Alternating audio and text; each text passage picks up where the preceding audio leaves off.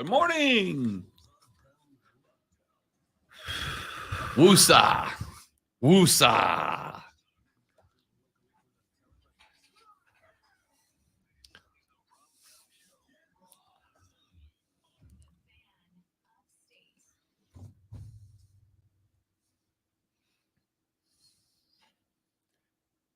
Hello, friends, and welcome to a sports talk radio show unlike any other.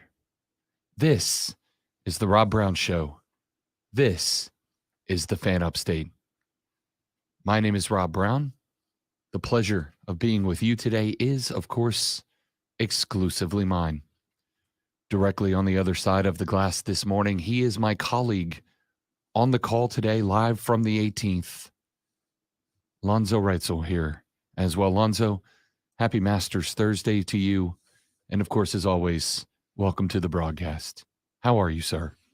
I'm doing well. I actually have the Masters theme, but it's outdated. So What do you mean outdated? It's the same as, like outdated in the system. Sorry. What do you mean outdated? Oh, you mean outdated in the system. Because the Masters theme song, a theme song unlike any other, will never be outdated. It can't be improved upon. It can't be made better. Ladies and gentlemen, welcome to Augusta National. Welcome to the 2023 Masters Tournament. The answer is yes. I can do a full segment like this. The question, of course, is, should I?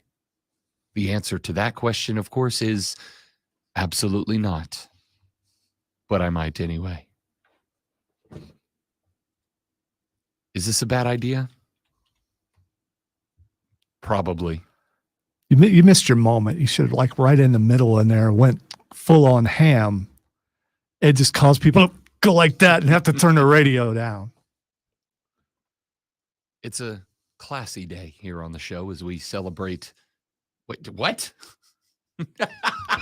Hey, I've had that in there since the beginning of the station with a former host who used to do that all the time, the first host on the station. And apparently I didn't put a fade on the end. What can I say? You know how I didn't know it wasn't there? Because we never made it that far. So, I mean, it's usually faded before a manual fade before that moment. Respect so, that. That's yeah, producer skills I mean, of the highest caliber. Yeah. Sorry. Producer skills of the highest caliber. It's been in there for like 8 years, 9 years, however long the station's been. I forget. We've been here for a while. Because the station, much like the Masters itself, is, of course, all right. Timeless. I'm looking. I put it in 2014. Okay. So 9 years. It's been in there 9 years. I'm good with everything. Yeah, so no, I'm not upset with how any of this is playing out so far. So it was a mistake that apparently I made 9 years ago. Dang it, 9 years ago, Lonzo. Get your life together. Ladies and gentlemen, it is Masters Thursday, the most prestigious and beloved tournament in all of golfdom. The Masters at Augusta National, taking place right down the road. And we are officially underway. An amateur, Matthew McLean, is out front right now. He is 1 under through 1, and as of right now, the only golfer currently sitting under par. Mike Weir is even through 3. Scott Stallings through 1. Taylor Gooch, Jason Kokrak are all even through 1. VJ out the gate, over 1 through 1. Same with Sandy Lyle. Kevin Na +2 through 3. Now, it's early. We've only got a handful of dudes out on the grass right now, out on the courts right now. I fully suspect that we are going to end up seeing some lower scores later in the afternoon. But I thought that, based on some reports I got from over there during the course of the week, I've had some friends and folks head over to Augusta and walk the course during the practice rounds, the par 3 competition yesterday. Speaking of Lonzo, I got to tell you, my favorite named golfer in the game right now is Seamus Powers. That's a great name. I heard that mentioned on DA earlier, and it's like, yeah. Seamus Powers is a great name. And he did something unbelievable yesterday at the par 3 competition, to the point that I picked him in my Masters pool because of what he did yesterday. On Wednesday, they have the par 3 competition. It is a combination par 3 event and skills challenge, right? You guys have seen the clips of the guys skipping the ball off the pond up onto the green and stuff like that. That all comes from the par 3 competition. I have been chasing the dragon of a hole-in-one my entire life. Well, as much of it as I have been golfing, which has been a lot of it. I've been golfing for a long time. I have been chasing that dragon my entire life. Every time I get onto a par 3, if you ask the dudes I'm rolling with, Rob Brown calls the hole-in-one. It is the one place in my life I remain optimistic. I'm like, this is it. This is the one. Because one's going to drop in my lifetime. I'm waiting for it. Yesterday, Seamus Powers, the Irishman. Lonzo, he hit a hole-in-one. And then on the very next hole, he hit another one. Back-to-back aces on back-to-back holes. My guy hit 2 hole-in-ones? Back-to-back. 2 swings of the stick, 2 dunks. Just like that. Now, the hole-in-one competition is kind of set up for this. Did he win a car? The guys playing the Masters don't need cars. They're fine.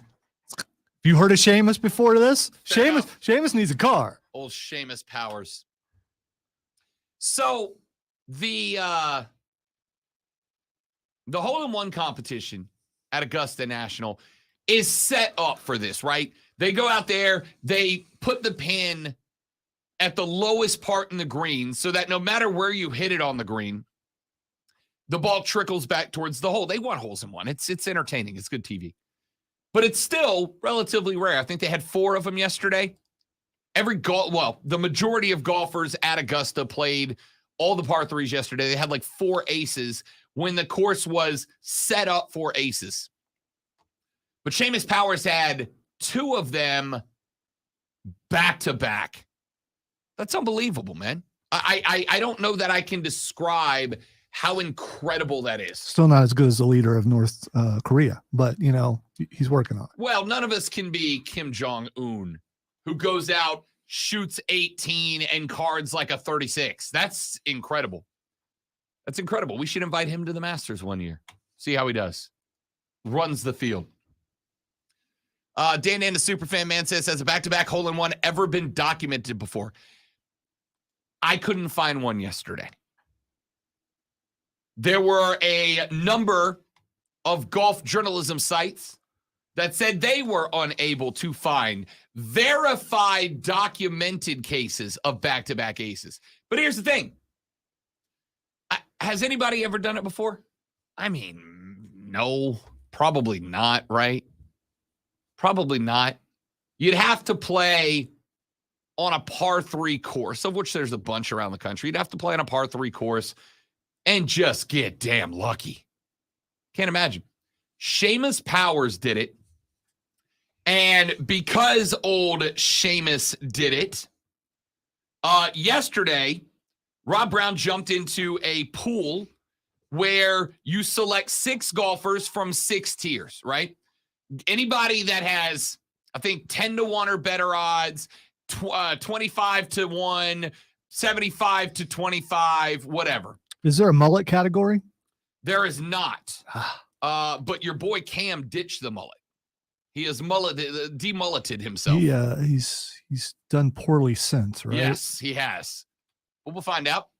So, here's the right. If you want to follow me, here's the Rob Brown Pulo players. All right. From the top tier group, I'm going Rory. I'm going Rory McIlroy. Rory has had a very good showing at the Masters. Remember last year, dunked a sand shot in on the 72nd hole that moved him all the way up to second. And had Scottie Scheffler not had the round of his life, Rory would have won the Masters last year. He's gotten very close multiple times. I like Rory McIlroy, knowing the pressure is on for him to beat the LIV Tour guys. If he does not beat the LIV Tour guys, then all the smack he's been talking since the Rebel League broke away, it just kind of looks bad. It just kind of looks bad. So he's got to go win this thing. I got Max Homa checking in second for no reason other than last night I was filling out the pool and one of the guys in the Reedy River Riot supporters club was like, pick Max Homa. I was like, why? He goes, just do it. So I did. Not who I wanted to pick, but at that point, it's like, it's a Masters. But it's like filling out a bracket. It's as much luck as it is anything else. I was thinking about this earlier. I wanted to ask you, who is the best LIV golfer in the Masters? Who's the best LIV Tour golfer in the Masters? Because that's who I'm rooting to win the whole thing. You're going LIV Tour guy. Yeah, here's the reason why. Really? Because because it will just tear the chaos. You know, I'm all about the chaos and the anger and all the things it will cause. Sergio Garcia's out there. He's a LIV Tour guy. He's got a jacket. Bryson DeChambeau's out there. Now, he's not the same Bryson he was a couple of years ago, but he's also saying he feels better than he's felt in a very long time. Columbia, South Carolina's own Dustin Johnson. There we go. Is a LIV Tour guy. He is going to be out there. Martin Keimer, I believe, is playing this year. Brooks Koepka, Florida State's own, is going to be out there this year, as is, actually, I don't think Chase made it. But Brooks is in.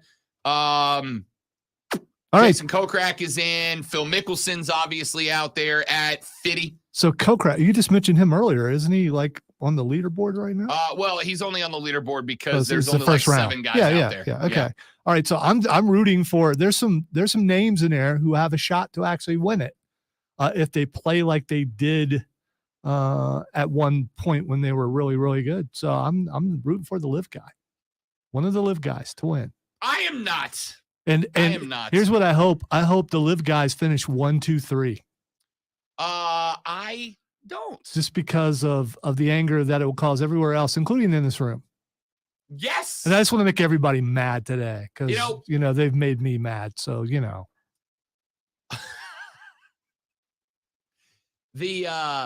I'm not a fan of the LIV Can you get past the thing? I mean, they're there, they exist. I get why you don't like the fact that where the money comes from, but the money's out there. Can't you get past that just to see the sheer chaos it will cause? Yeah. If one of those guys wins. I am squarely team chaos most of the time, right? I am team chaos. I am always rooting in college football for the dogs to win, to screw up the playoff hunt. I am always team chaos, but there's just some spots that I can't. Look at that exciting NCAA men's tournament. Team chaos. Yeah, that was chaos. I was a big FAU guy. I hate everything about a Miami Hurricanes, so I couldn't pull for them. But big FAU guy. I love chaos. I just can't get on board with the Saudi breakaway league. I just can't do it. I don't like it. It's the source of it is gross. And that sucks because there are guys on the LIV Tour that I like. I have always been a Phil Mickelson guy. He's fun. He's affable. He has always been a fan's golfer. Phil's the dude that's been very well known for spending an hour, 2 hours, 3 hours after every round, signing autographs, taking pictures. He's always been a player's guy. Y'all know I love me some Bryson DeChambeau. I really wish Bryson would have turned out to be the way I thought he was going to turn out. When Bryson showed up and said, I'm going muscle mass and algebra, you nerds. when he decided, I'm going to do powerlifting and geometry to beat everybody, right? Started analyzing the game scientifically. I'm like, that's my guy. And then when he took all the crap for being a science nerd on the golf course, Lonzo, you might remember this from last year. Everybody started cracking on Bryson DeChambeau for deciding to go all, I was trying to come up with a Bill Nye the Science Guy reference here, but whatever, for becoming a science dork on the course.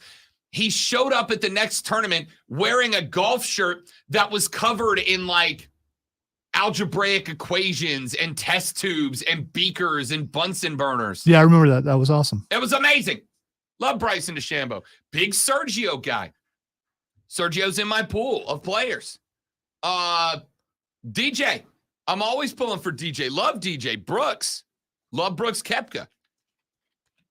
Mark Leishman. I mean, these are all guys that I very much enjoy watching play. Ian Poulter's out there. Not Patrick Reed. Nobody likes you, Patrick Reed. You stop. You go away. I love some of the guys on the LIV Tour. Bubba Watson from Pensacola. Pensacola in the house. Put the ones up. I love some of these guys. I just can't get on board with the LIV Tour. So I'm a big Rory guy this weekend. Big Rory guy this weekend. Predominantly because Rory's been the voice of, screw those guys. They're not doing anything to help the game. They're not doing anything to help the game. They're going to tell you that they are, but all they're doing is taking a fat payday for less work. That's not growing the game. That's hurting it. And he's right. He's right. So he's on board with defending the PGA Tour. He's going to make a run at defending the PGA Tour in this Masters. So I got a number one player in my pool. I'm rolling the dice that Rory is going to be that dude in this tournament. We're going to cover the Masters for you over the next 2 days. I'll be doing some social media over the weekend about the Masters. I will keep the leaderboard pulled up for you. Only one guy. It's early. But only one guy under par out of the gate, and it is an amateur. Matthew McLean is 1 under through 2. Everybody else that's on the course right now is at the best even. VJ, Sandy, Lyle, both at +1. Kevin Na, 2 over through 4. So we'll be doing a lot of Masters over the next 2 days. If you don't like golf, sucks to be you. Because it's the best golf weekend in the game happening right now, right down the road at Augusta National Golf Course. Let's take a break. Ladies and gentlemen, we got a lot to get into on the radio program today. Rashad Beard, unfortunately, will not be able to join us this week. He is traveling for work. He will make his return to us next Friday, and we will have plenty to catch up on. But he's not going to Canada again, is he? I don't know. He didn't tell me. He just said he's traveling for work. Top secret stuff. I'm not entirely convinced Rashad's not actually James Bond. But he'll join us next week. So, at 9:40, we'll do a Panther segment anyway, because I got a wheel of stuff to get to. And it's Thursday, and you know what that means. Fight Club! Lonzo still got hate in his heart from WrestleMania Sunday. Lonzo, let it out. Just let it out. He will at 11:20 with Fight Club. Back after this on the Rob Brown Show. And the Fan Upstate, y'all. You see? All right, guys, got a live read. We will be right back.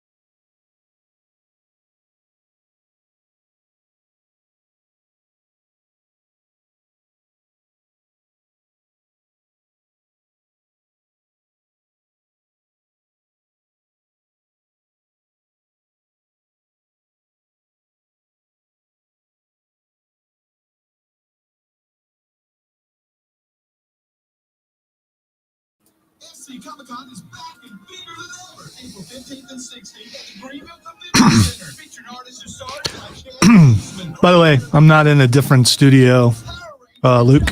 I am in the mountains. That's where I am. I'm in the mountains.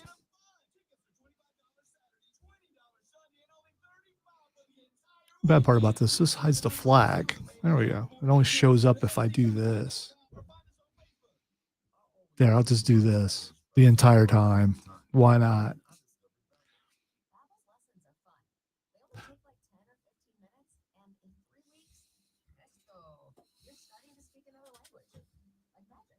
I love that Babbel's lessons aren't just robots talking. They're voiced by native speakers, so you get the pronunciation just right. And they're designed by real language teachers, so you can learn how to have real-world conversations, things you'll actually use. It's incredible. After using Babbel, I'm ready to start having real conversations in French. There's all kinds of ways to learn. Use Babbel's podcasts or games or videos. It's like they took that picture from my yard. It's awesome. If you want to learn a language, there's no faster, easier, better way than Babbel. Babbel. Babbel. Babbel. By the way, that wasn't my Panther flag, and the person who owns it decided to take it from the room.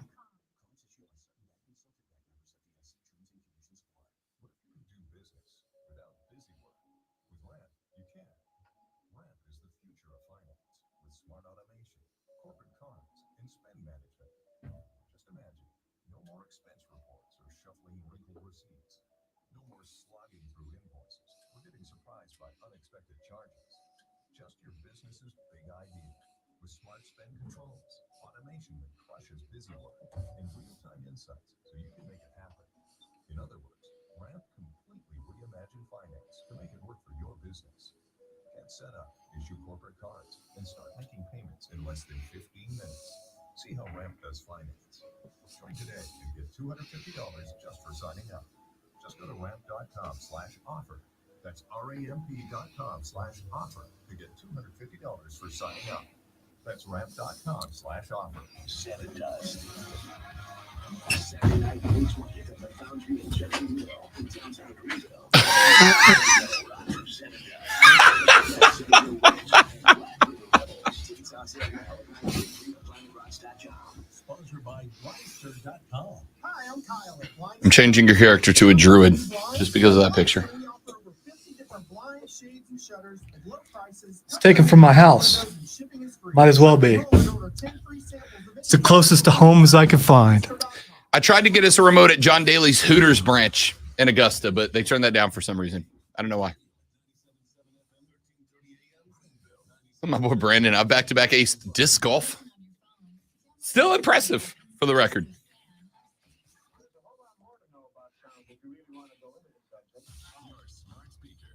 Play 97 The Fan upstate. On your HD radio at WFBC HD3. There's just one more thing. And on your computer at The Fan. Fanupstate.com. More than the scores. Real sports talk for real sports fans.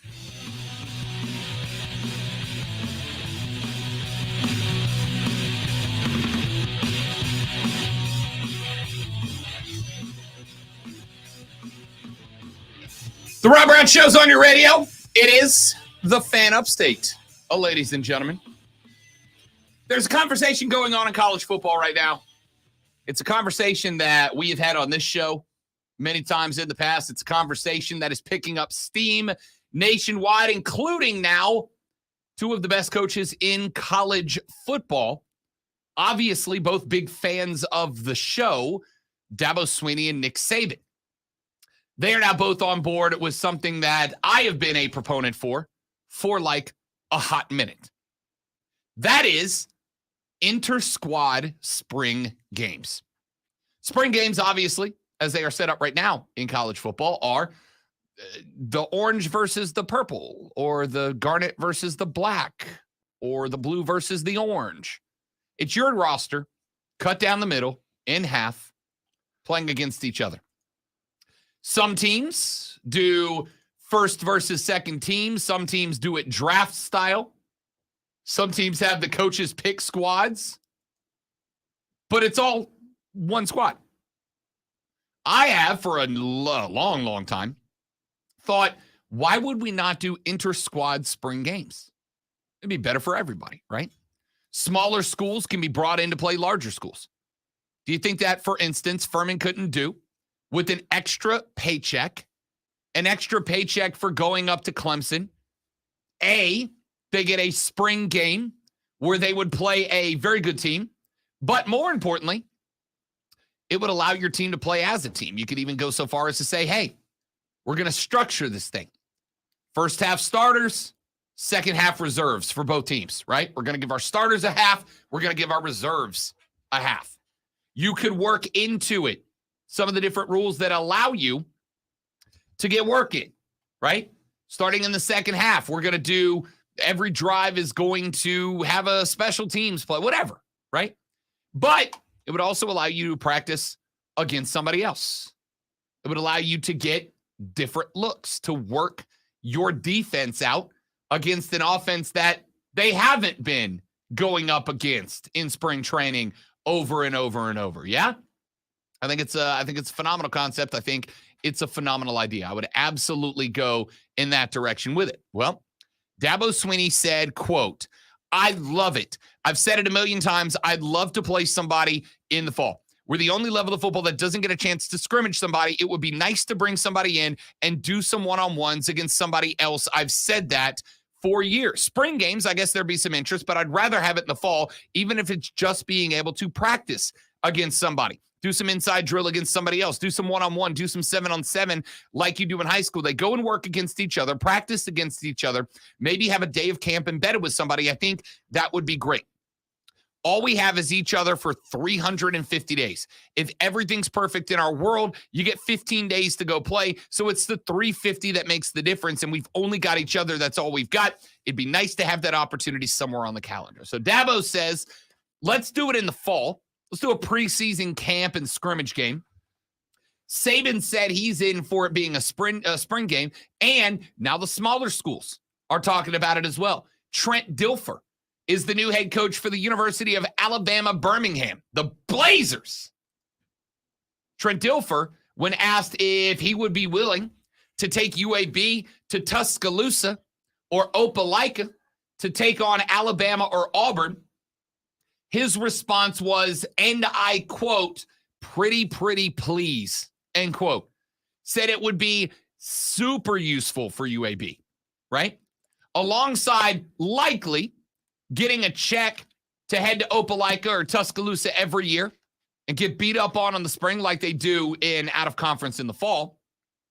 It would also give them an opportunity to kind of strengthen the iron a little bit against better competition in the spring to figure out where are we lacking, where can we get better, et cetera, et cetera. This is a conversation that's been going on for a hot minute, and now we are starting to hear high-level coaches at both levels, right?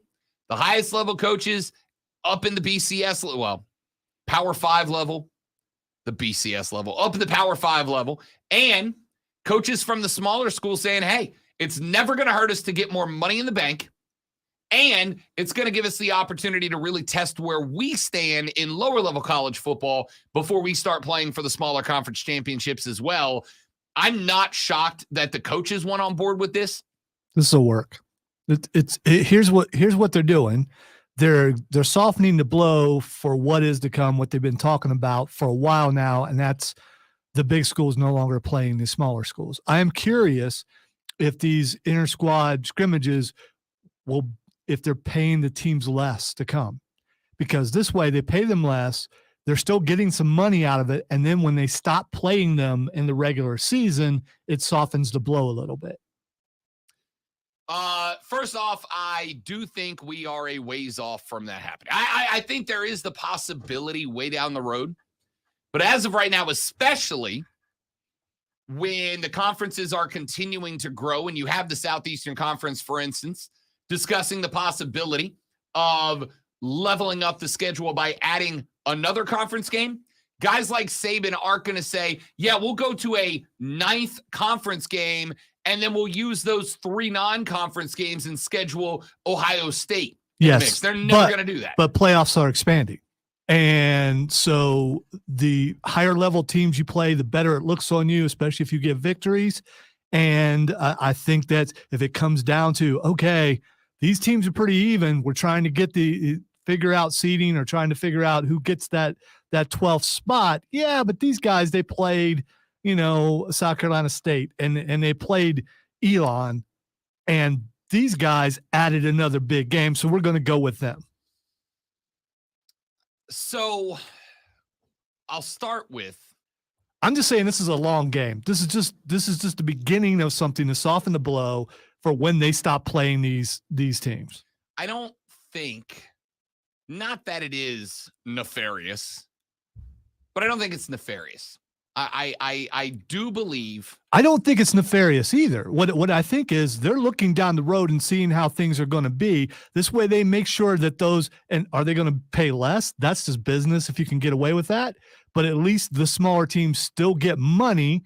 Right now, they're going to get it from both if they do this, from the scrimmages and from the actual games. But when you phase out the actual games, they can't cry, yeah, but we need this money. You're still paying them. You're not paying them as much, but you're still paying them. Well, I'll start with, we have already heard a number of authorities amongst the smaller schools say if there ever is a breakaway and they're not invited to come play those $1 million paycheck games, they just won't be able to have an athletics department anymore. Yeah, unless they're getting paid for scrimmages like this. Maybe. Because we don't know how much they're going to pay them. But if they pay them whatever the minimum is, maybe a little bit more than that to keep them afloat, then they've taken care of that. And then they've also taken care of their schedule looking better with better opponents.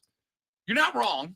You're not wrong. And it is certainly a possibility that is accurate. And I'm interested to see if and how this does play out in the long game. But I am willing to, for now, accept what Dabo said, what Nick said, which is, I love how Dabo phrased it.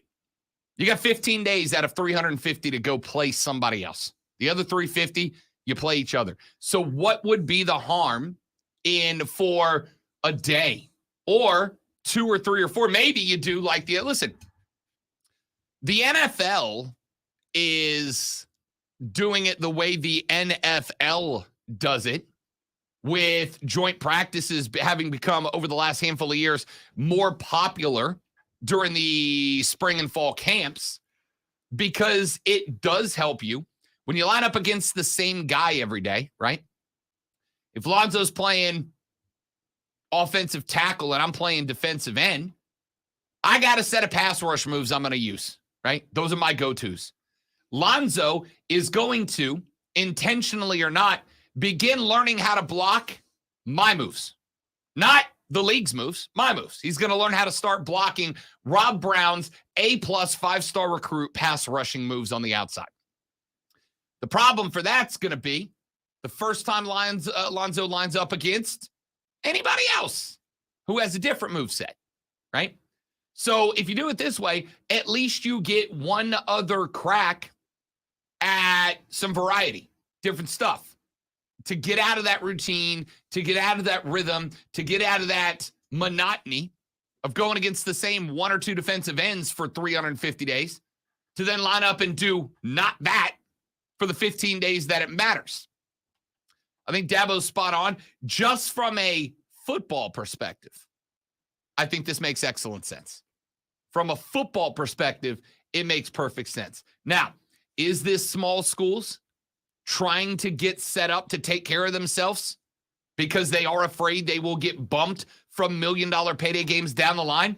Maybe. Again, I think we're years and years away from that happening, because I think until and unless we have a breakaway from the NCAA and the teams that break away form the mega conferences and are fully self-contained, I don't think you're gonna have that. You're still gonna have the Nick Sabans of the world.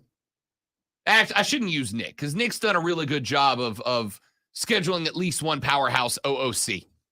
You're gonna have the Florida Gators of the world, who traditionally don't schedule anybody out of conference outside of FSU, and once in a blue moon Miami.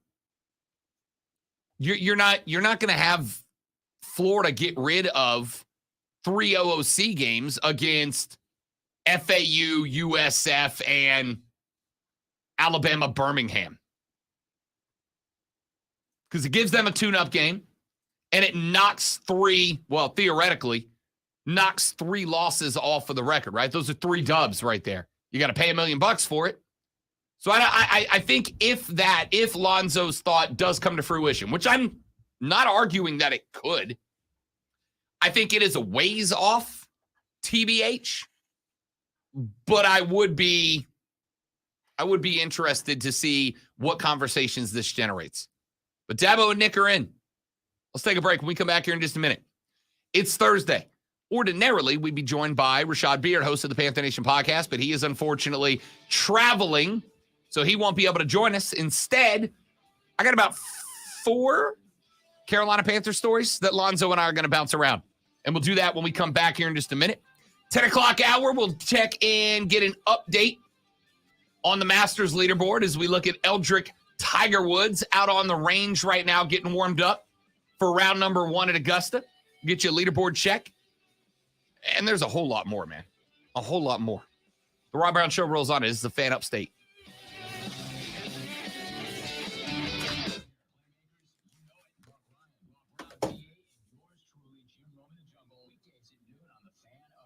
I'm Chuck Sanders. Here's the sports flash on the Fan Upstate.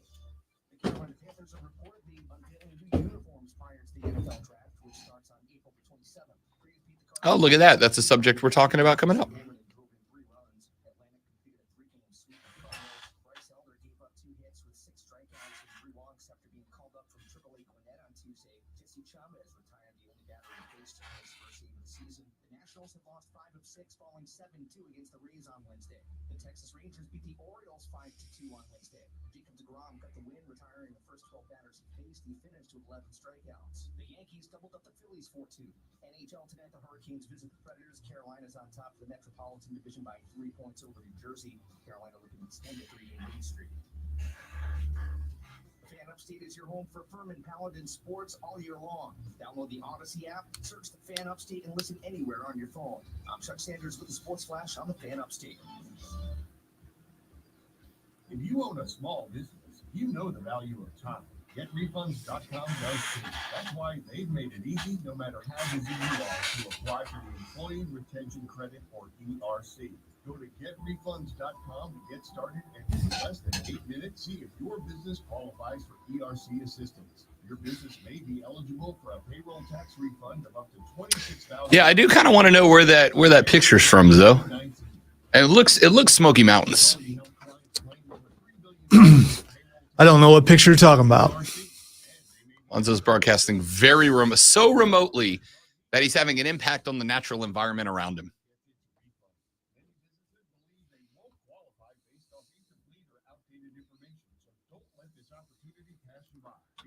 Payroll tax refund is only available for a limited time. Go to getrefunds.com. That's getrefunds.com. Tens of thousands affected by the toxic water at Camp Lejeune are left with death, cancer, Parkinson's, dementia, birth defects, and other serious illnesses. And along with the harm, so many worries. My family drank Camp Lejeune water. What if our health gets worse and we need more financial help? How do I protect my immediate benefits and get the compensation I deserve and need? The answer is simple. Call James Harris Law, the experienced, Come trusted law on, man. This thing is acting up. while protecting I all can't log back in, so I cannot do the chapters.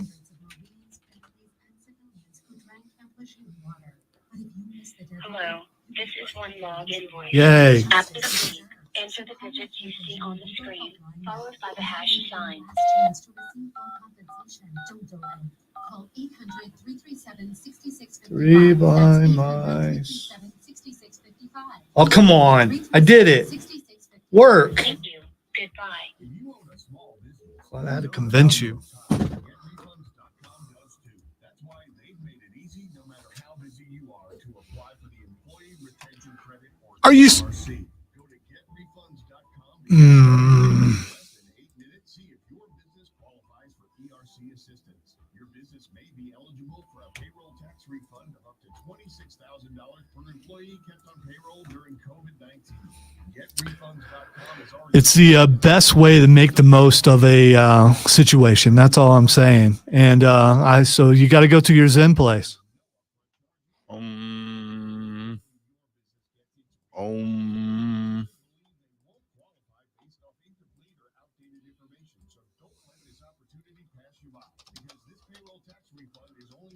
I did, Keegan. But we can't talk about it because, I've not watched any of it so far. I will get to it. He said, to the belief of no one.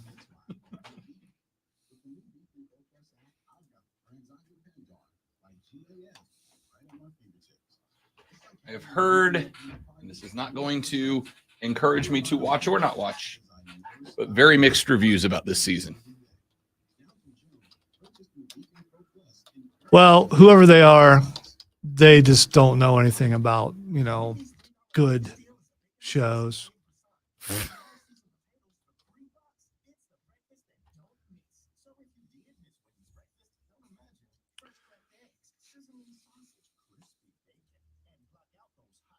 It's been great so far.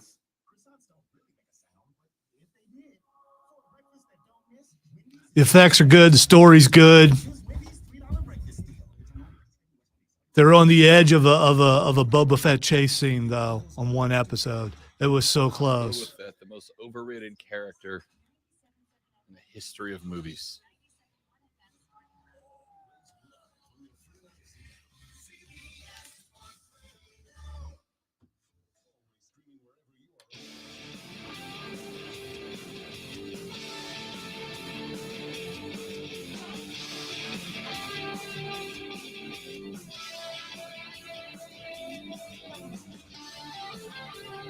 All right, let's talk some Panther football. Rashad Beard, unfortunately, cannot make it this week. He will return next week. Can't stop us from talking cat ball anyway, so let's do that now. Let's start with this conversation. Hadn't heard it yet. Doesn't shock me. Was glad to hear it. According to reports coming out, obviously the Carolina Panthers did trade up to number 1 overall in this draft, where they will have the pick of the litter between C.J. Stroud, Bryce Young, Anthony Richardson, and Will Levis, the 4 quarterbacks considered locks as first-round picks. Hendon Hooker may sneak his way into the back end of the first round as well. But the Chicago Bears were not the only team, according to reports, that the Cats had a conversation with. The Athletic reports that Panthers general manager Scott Fitterer also had discussions with Arizona about moving up to number 3. According to that report, Fitterer had discussions with Arizona at 3 and Seattle at number 5. Of course, Fitterer spent about 20 years in the front office of Seattle. He is close friends with their general manager, John Schneider. But the talks for the 5th overall pick with Seattle never manifested, or at least never really gained any serious traction. And that kind of checks out, to be honest with you, because again, if you're moving up to the top 5, you're only moving up to the top 5 this year for a quarterback. At least from 9, you're only moving up for a QB. And at 5, especially 3-4 weeks ago when all this conversation was happening, there was no guarantee any of those 4 quarterbacks would have made it to 5. Why? Because the big hinge was always going to be Arizona at number 3. Well, according to the same report from The Athletic, the Carolina Panthers did have conversations going on with the Cardinals about switching from 9 up to 3. What that means is that obviously Arizona was at least willing to listen to an argument at trading back from number 3. And if they were willing to listen to an argument to trade back from 3 with Carolina, there are other teams that may have been and may still be interested in moving up to number 3, because Anthony Richardson and Will Levis will both be available in that spot. And there's optimism about both of those guys at the next level. So had Carolina gone to 5, because more than likely, or at least at the time, it did not appear that the Colts would be willing to move back from 4, where they will take a quarterback, Although the Lamar to Indy conversation has picked up quite a bit. If the Panthers would have gone to 5, there was a greater than 0% chance that they could have got screwed, that they could have jumped to 5, then seen Arizona trade back out of 3, and seen Stroud, Young, Richardson, Levis all off the board 1, 2, 3, 4, leaving Carolina at 5 with no quarterbacks there and having to give up a fistful of picks to get with Seattle. So they jumped straight to Arizona, had the conversation there. And all I'm saying here, Zoe, is I'm glad to hear that they were willing to have that conversation with Arizona just to keep the bases covered, because Chicago was not only talking to Carolina, but I am also glad that they made the jump to 1 to get the pick of the litter. And according to the report we gave you earlier in the week, we're not willing to really eat it by giving up not only DJ Moore, but either Derek Brown or Brian Burns as well to get there. They were able to kind of keep the strong arm of the Chicago Bears in check, get to that 1 spot. You only had to give up DJ and a couple of picks. Long story short, I think the Cats played this whole thing really, really well. Definitely, because if they would have only been able to go up to 3, that means they're stuck with Richardson or Levis. And whatever their upside is, and yes, Richardson looks good in training camp and at pro day and at the combine. But how do you do on the field? I mean, how many games did Florida win? How many games was he the difference? Because he has to step his game up a whole lot more to be able to be successful in the NFL. Same with Will Levis. The Bryce Young and CJ Stroud are still a gamble, but you got a better shot with one of those guys. I don't know if they couldn't move up to 1, they probably should have stayed where they were. I still would have gone to 3. And as we've said a number of times, to me, just on, I honestly believe the ceiling for Richardson is higher than it is for Stroud or Young. The ceiling. That's if Anthony Richardson develops well, has a great quarterback coach, is able to catch up to the speed of the league. If he can become a guy who can play at the NFL speed, I think the ceiling is higher just in terms of physical capability for Anthony Richardson than CJ Stroud or Bryce Young. But the risk of him being a complete flameout is also significantly higher than CJ Stroud or Bryce Young. I'd have been fine with the jump to 3 for the drafting of Richardson, with the understanding that it was probably going to push the Carolina has made it talk back another year. I'm just glad to hear they played it out the way that they did, right? I'd be happy with Richardson, but obviously, like everybody else, preferred Stroud or Young, and they made the move necessary to get there. If Chicago was unavailable, or if somebody would have swooped in last moment and offered an offer they couldn't refuse for that number 1 overall, and Carolina went to 3, I'd still be fine with it. But I think that Scott Fitterer played this perfectly. I'm just glad that we're just speculating on what could have been, and we know what is right now, and that's that Carolina is at number 1. Correct. Now, let's talk about what they do at number 1. The overwhelming thought for the past couple of weeks since that trade happened was that CJ Stroud was a front runner for pick number 1. I don't know, but I have never seen it overwhelming. And we look at different sources. I've seen Bryce Young so much to the point of annoyance. Well, for me, allow anyway. me to annoy you more. I don't think you could. Want to bet? Not with the kind of day. Bet I'm $1. Fair enough. Okay. Let me specifically on this one topic annoy you more. Mel Kiper Jr., Todd McShay, the 2 draft gurus for ESPN, both have the Carolina Panthers selecting CJ Stroud number 1 overall. But a new voice has entered the arena, ladies and gentlemen, and that voice belongs to longtime NFL insider Chris Mortensen. Mortensen said on SportsCenter, Lonzo, and I quote, "What I'm hearing is that both Mel and Todd are going to have to change their mock drafts and that Bryce Young is the pick. Connecting Frank Reich to CJ Stroud in terms of the prototype of guy he's worked with in the past, yes, but they all love Bryce Young, end quote. Morty is saying that Mel and Todd are wrong, and Mortensen is not saying, I think Bryce Young will be the pick. Mortensen is now saying that Carolina is picking Bryce Young with the number 1 overall pick. Are you more annoyed now, Lonzo? No. Oh, okay, that's fair. No, because, I mean, he don't know. Mortensen is not a guy traditionally.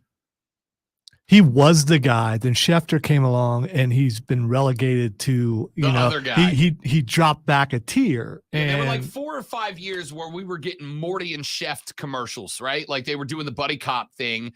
And then Shefty got in promoted. fairness, he did get sick. Mortensen got Yep. sick for a while, and I think that hurt him as far as being inside more. But he did take a step back when they hired Schefter. I absolutely think that hurt him. I also think the report we got last year that Shefty for a while was effectively asking the owners, how do you want me to phrase this story You for say you? for a while, as if that's changed, as if he said, "Oh no, they found me out. I can't do this Yeah. anymore." Even if so, I'm sure there is to some degree a reason. Now, it still works out for Shefty because he still gets the information. Even if he flowers it up for the league, he's still dropping dimes on us. Mortensen so far has not been proven to be that guy. But that leads us to a kind of a spot now where we haven't really had Mortensen come out in a while and go, no, this is what is happening, right? Mort did not come out and go, I think McShay and Mel are going to be wrong. He came out and said, Mel and Todd are going to have to change their mock drafts. Bryce Young is the pick, end quote. Maybe I'm reading too much into it, but he's kind of stating that as a definite here. I find that very interesting, ladies and gentlemen. So, do we think Bryce Young is the pick? Is Morty right? Or is this just a little drama to get some clicks for the ESPN? You be the judge. Let's take a break. Come back after this. Got a bunch more I want to get into. The Bravos, a 6-game roadie to open the year. They come back home 5-1. Opening day at the Battery is tonight. The Braves coming off of a 3-game sweep against the odds-on favorite to win the NL Central, the St. Louis Cardinals. What do we learn? And can the Braves continue the mass streak at the house? We're going to talk about that. Load management in the NBA as we head into the playoffs is back under review as Kyrie and Luka may or may not get sat down to finish the season. Good or bad? We'll talk about that. And, of course, the topic you've all been waiting for, pickleball. All coming up on the Rob Brown Show and the Fan Upstate.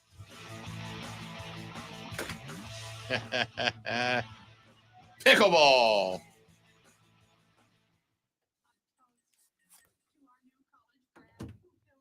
Oh, my back just machine gun cracked. Cool. No. Oh.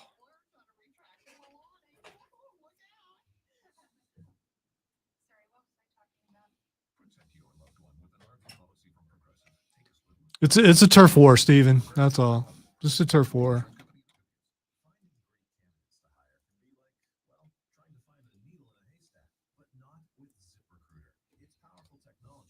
Things keep moving behind me, and I am older and cannot do the climbing that's required to put things back the way that they have been for a while. And because of that, I'm just finding a different way to cover the background so it doesn't look so plain. Because I'm not going to put myself in danger anymore trying to put the sign back where it needs to go.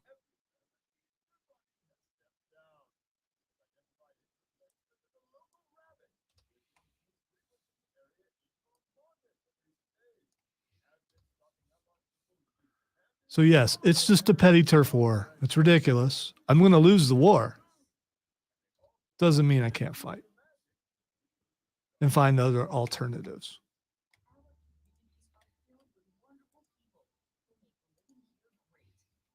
Trust me, we're proud of that. And that's why we focus on helping homeowners prepare for what's next. Our local mortgage bankers have the experience you need and exceptional personal service you'll appreciate. Home Trust Bank is ready to But if I'm going to do this, I will find some better backgrounds. Right now, I'm just going with the generic that's offered in there.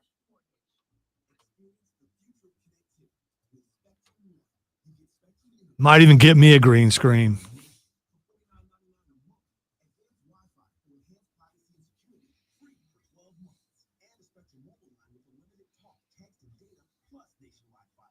It's kind of what it looks like if I go out on my front porch, though, except for the mountains, because all I see is trees.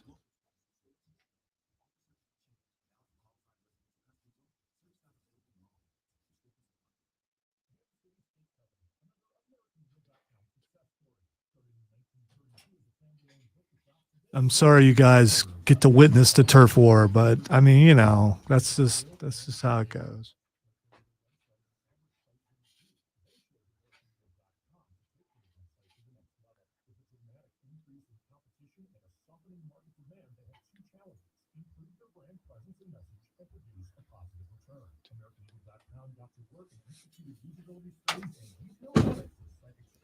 I can change it to the cityscape if you like. I mean, I can do that. This was just my favorite one. And I can disappear.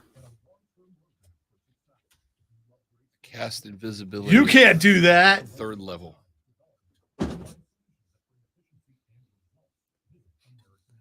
And I can do this.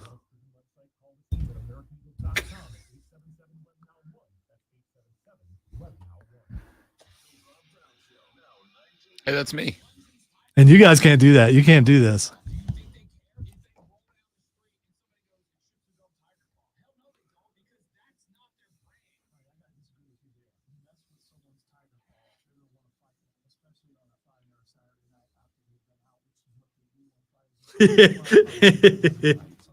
I'm not so sure that will be noticed, Stephen, but thank you for the suggestion.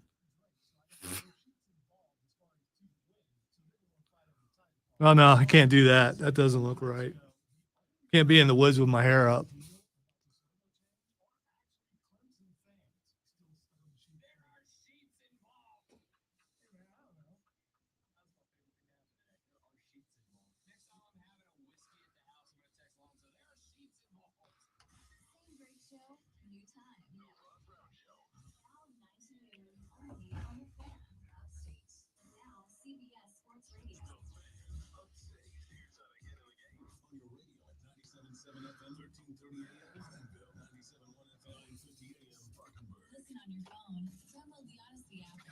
I agree. I would say again, if you play D&D, it's a different movie for you. If you don't, it's still a fun movie.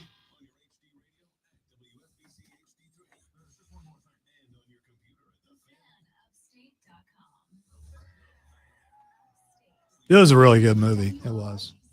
It was. Even if you don't play, it's still a fun movie. If you do play, it's just Easter Egg City. Not Easter eggs. Yeah, they're not hidden. They're right out there. You get to see what you thought something would look like in on the screen. Yeah. It's like when Transformers dropped. To see like real life Optimus Prime or Jurassic Park. It's just cool.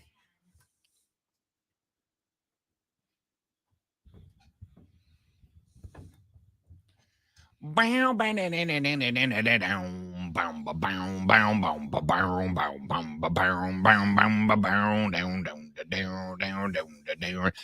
tell you, the lead guitar in this kind of goes.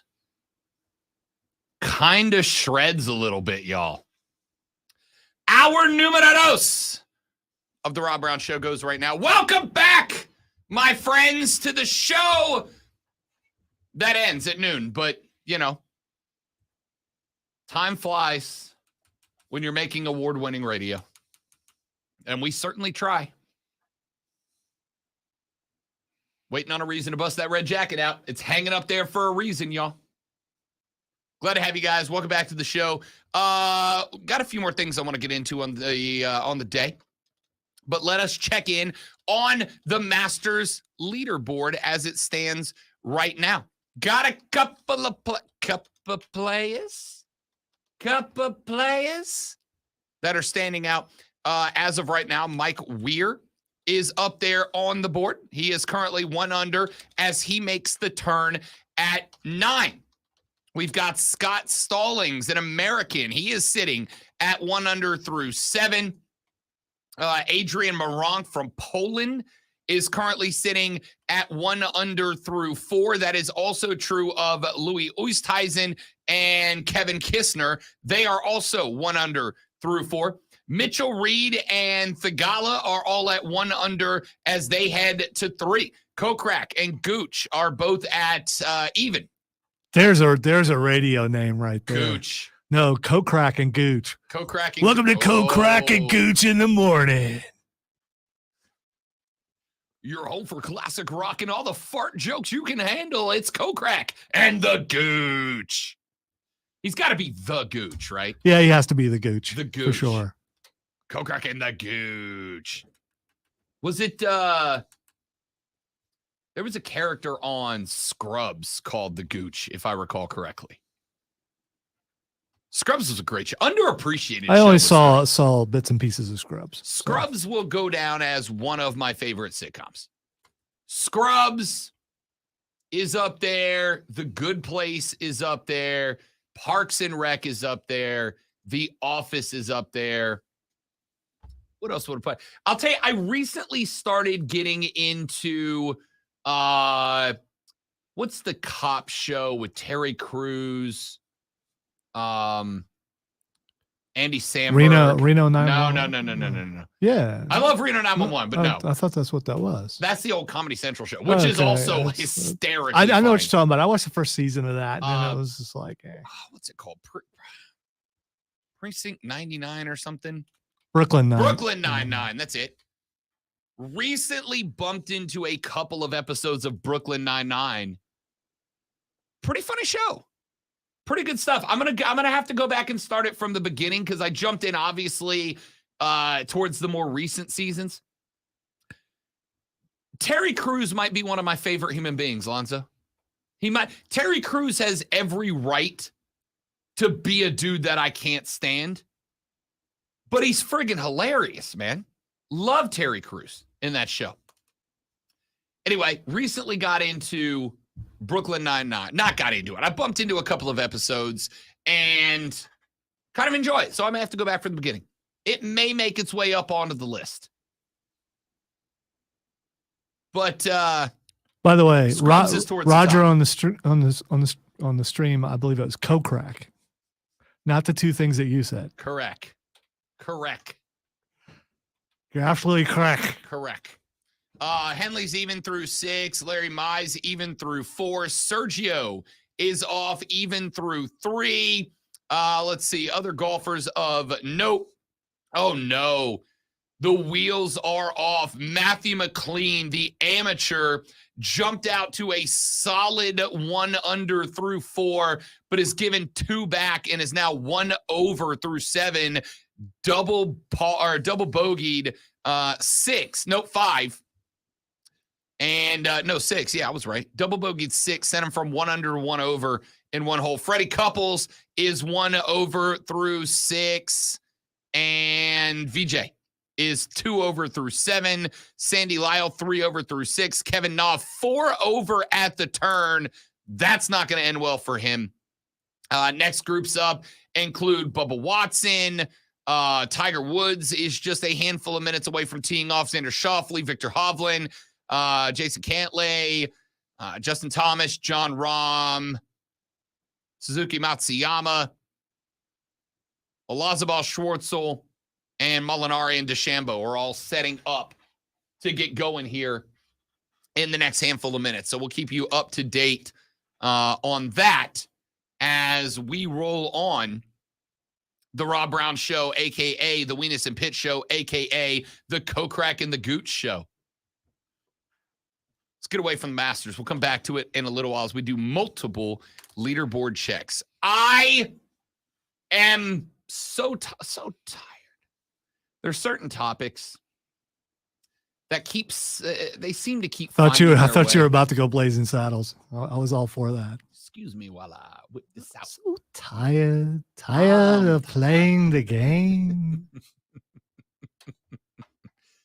I'm so tired.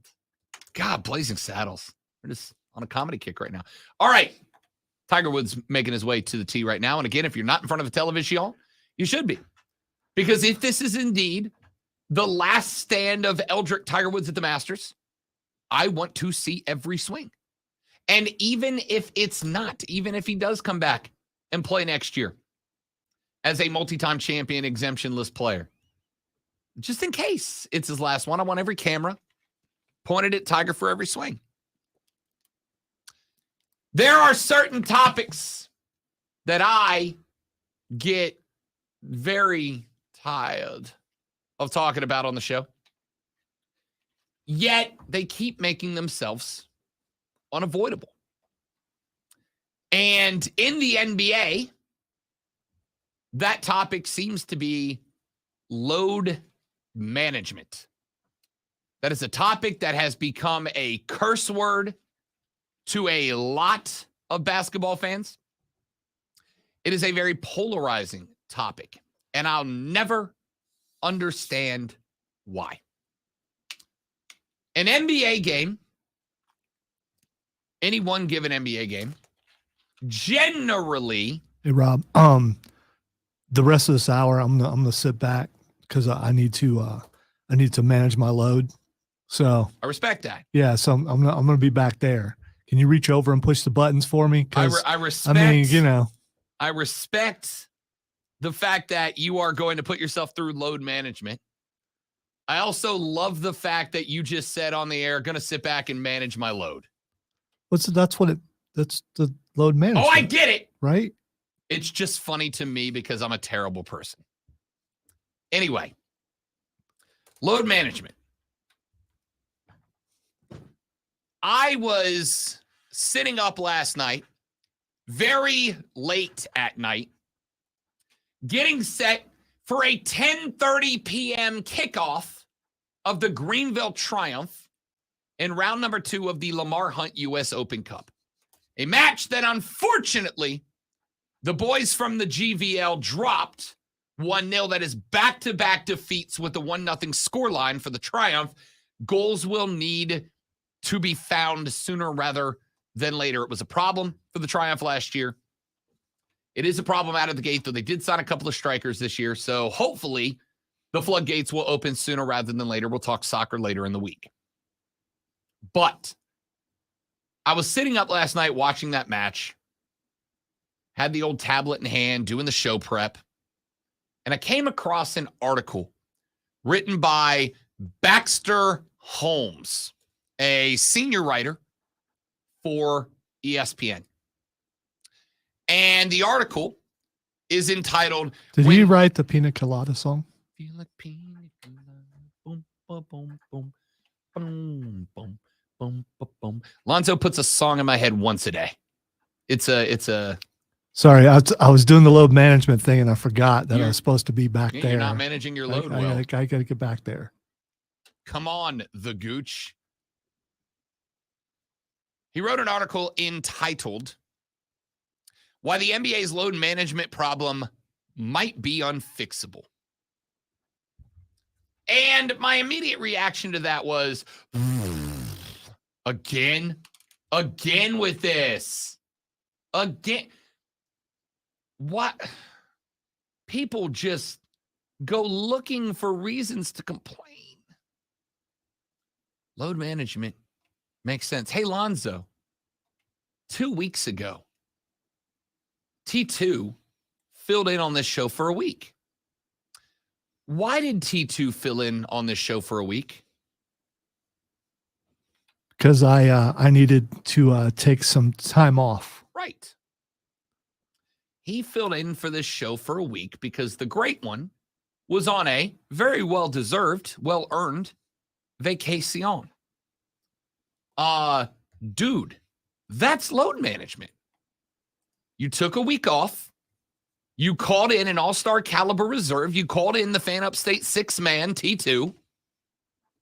And you took some time off to get your head right, to get your body right. You know, I would You load managed. I would agree with you if the NBA was 365, but it's not. They have what's called an off season, and during an off season, yeah, they do need to stay in shape, which is on them. I mean, they can come back fat if they want. But so they've got, I don't know, 3-4 months. You, Glenn Big Baby Davis. That was thinking about the Pelicans for some reason. I don't know why. But anyway. You shut your mouth, Lonzo. Shut your mouth. I'm going to go back to load management. Go now. load manage. I would make the argument, though I'm not with Lonzo all the time. I highly suspect, that's the word I'm looking for. I highly suspect that Lonzo doesn't quite put his body through the same rigorous tasks that, say, LeBron James does. If I had the kind of money that LeBron had, I would have my own. What's that thing that he sleeps in? The hyperbolic chamber. I don't know if it's a hyperbolic chamber. It's something like that. He sleeps in something like now, that. LeBron's got that thing that you like. It's got the mirror and you put it on the wall, and it's got the cords that you pull that I know for a fact if I tried to hang in my house would destroy it if I used it. He's got that thing. The house and you and the mirrors Yeah. and yeah, all that stuff. I suspect that neither Zoe nor I, as immaculate shape as physical specimens that we are in, Sturdy boys up in here. sturdy fellas, I suspect that we are not putting our bodies through the same turmoil that an NBA player does. Pick any NBA player.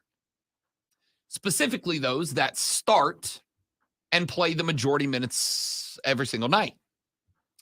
And this year, actually the last couple of years, the NBA has created back-to-back games, night following night. The first example that Baxter Holmes, a name that would get you beaten up in high school if you had,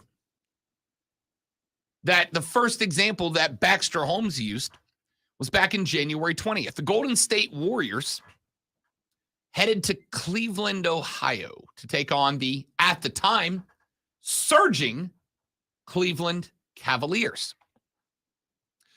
The interesting thing about that was they arrived in Cleveland at 2 a.m. They arrived at the team hotel at 3 a.m, Which is the best time to arrive in Cleveland. I've been there. Trust me. I suspect the best time to arrive in Cleveland is never. It's probably never. Yeah. But if you have to, that late's the way to And go. the Rock and Roll Hall of Fame's there. I got to go there once. Yeah, I would like to go there. I got to go there once. Anyway, they arrived in Cleveland at 2 I just walk a.m. around and go, okay, that's not rock and roll. That's not rock and roll. Excuse me. Usher, could you come here? Not Why, with that why are attitude, they? it's not. Yeah. 2 o'clock in the morning, they get to the airport. 3 o'clock in the morning, they're at the hotel. If they're anything like me, they fell asleep at 5 a.m. And then they woke up the next day. And what they have to do? Go to the gym and play. The night before, at 7 p.m., they were in Boston, Massachusetts. Boston, very famously, is not Cleveland, Ohio. Your sarcasm is noted and not appreciated, Lonzo. So the Golden State Dubs played in Boston, left Boston, got on a flight, arrived in Cleveland at 2 a.m. We're at the hotel at 3 a.m. We're up the next morning, ready to play a game against the surging Cavs. And because of the intensity that the Dubs had against the, at the time, number one team in the East, the Boston Celtics, less than 24 hours before that, Steve Kerr decided to sit Steph Curry, Draymond Green, and Klay Thompson, who all logged respectively 43, 37, and 36 minutes of play the night before. And of course, the criticism was levied. What about all of those poor NBA fans who bought a ticket to watch Steph Curry play and then didn't get to because he sat? An NBA game, a sold-out NBA game, has, 22, 23,000 people at it. If you're in Los Angeles, Boston, New York. If you're in New Orleans, it has 17,500, 18,000 people at it. If you're in, I don't know, Cleveland, it has 17 people at it. Here's my question. If you put yourself into the shoes of Steve Kerr in this situation, what is more important to you? Is it more important to appease 2,000 to 5,000 bandwagon NBA fans in Cleveland who like the Dubs, or to win an NBA championship? Let's play the Rob Brown Show Home Edition. Lonzo, if I made you an NBA coach today, and I said you can pick from one of two objectives, you can either A, make every fan at every game happy, or B, you can win an NBA title as a head coach. Which of those two things would you say was more important to you? I want to do that thing that everyone does where they can't pick between one thing or another thing. They have to put their own answer in. So I'm not going to do that. I'm going to go with B. Correct. Because I'm not going to be like all the people who do that. Oh, can't stand people who do that. Yes. Who would ever Yeah. have the audacity? Who would ever The do that? audacity. The correct answer is you would attempt to win an NBA title, right? Yes, of course. Then That's a no-brainer. say, screw the fans, because I know the fans pay, kind of the fans being there helps and everything, but it's not about them. It's about the individual player and because the player is the product, even though the people in the stands are technically buying the product that you're putting on the court. But, we don't care about the fans. We only care about, You yourself just said that Yeah, if I given the know, I opportunity of making every fan, I said No. every You fan just- at every game happy just- or win a title. You just made me an NBA coach, so I'm thinking like NBA Right. coaches think. Correct. Screw the fans. It's about my players and winning the Here's chip, the reality. as the kids say. I think they still say that. If I win a chip, you know who's going to be happy? All my fans, right? Every Dubs fan's going to be thrilled if Steph and the boys bring home another ring. Every one of them. So I'm going to worry about them, and I'm going to worry about my team. But I get online, and once again, I find a 7,000-word manifesto complaining about load management. Guys, I know that it super duper bums you out that occasionally you turn into an NBA game and you're looking for Steph, Clay, and Dre. Draymond Green's a punk, by the way. You're looking for Steph, Clay, and Dre, and you tune in and none of those three guys are playing. But at the end of the year, you know what you're going to tune in more for? If Steph, Clay, and Dre are playing for an NBA Finals. I'm just going to say Draymond's going to be your guy when he's just a behind the mic guy, because he's already shown that he's pretty good at that, and he's got good interactions with other people. Fine. Get his ass off my basketball court, and then I'll be a fan. Well, Until he's off my court, no. The guy's a punk. I wish everyone on Golden State would retire and then the team would fold. But, that's just my opinion. Which means that when the Golden State Warriors make the NBA Finals again, Lonzo will tune in just to see them get KO'd. Depends on who they're playing. So shorten the season. Let's throw out the hits here. Shorten the season. You shorten the season, then you're not playing as long, and then you can actually play every game. Why is the first answer from so many people? You know what I want? Less sports. I want less sport. Who wants less sports? Your sarcastic tone is just not appreciated. That's not that. Listen, Yes, that I is mean, yeah, the I'm most a- genuine thing I've ever said. It's like the people who call in at No, the end of no, every no. college No, football right season. now- and right go, now "I you- wish right we now had you're being fewer bowl genuine. games." No, you don't. No, you don't. You say you do because you think you're making a point, but you're not. You don't want less sports. We already have to go in the NBA. There's 11 days from the championship until the start of the next regular season. That's too long. All right? Stop complaining about load management. It makes sense, right? JT and Greer texted, Rob, how was the game changed? MJ and guys like that played every game, every season for years without load management. Yes.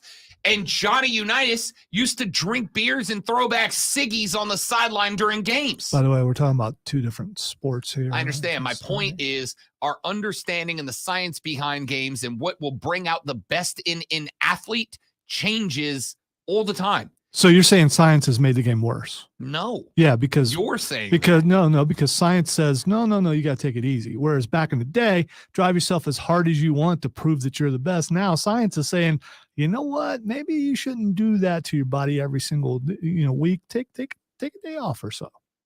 yes. Okay, so science has made the game worse. No. Yeah, it has. No. I mean, you agreed with me. You are getting You just- healthier players later in the season, healthier teams going into the playoffs. That's good for basketball. So blame science for load management.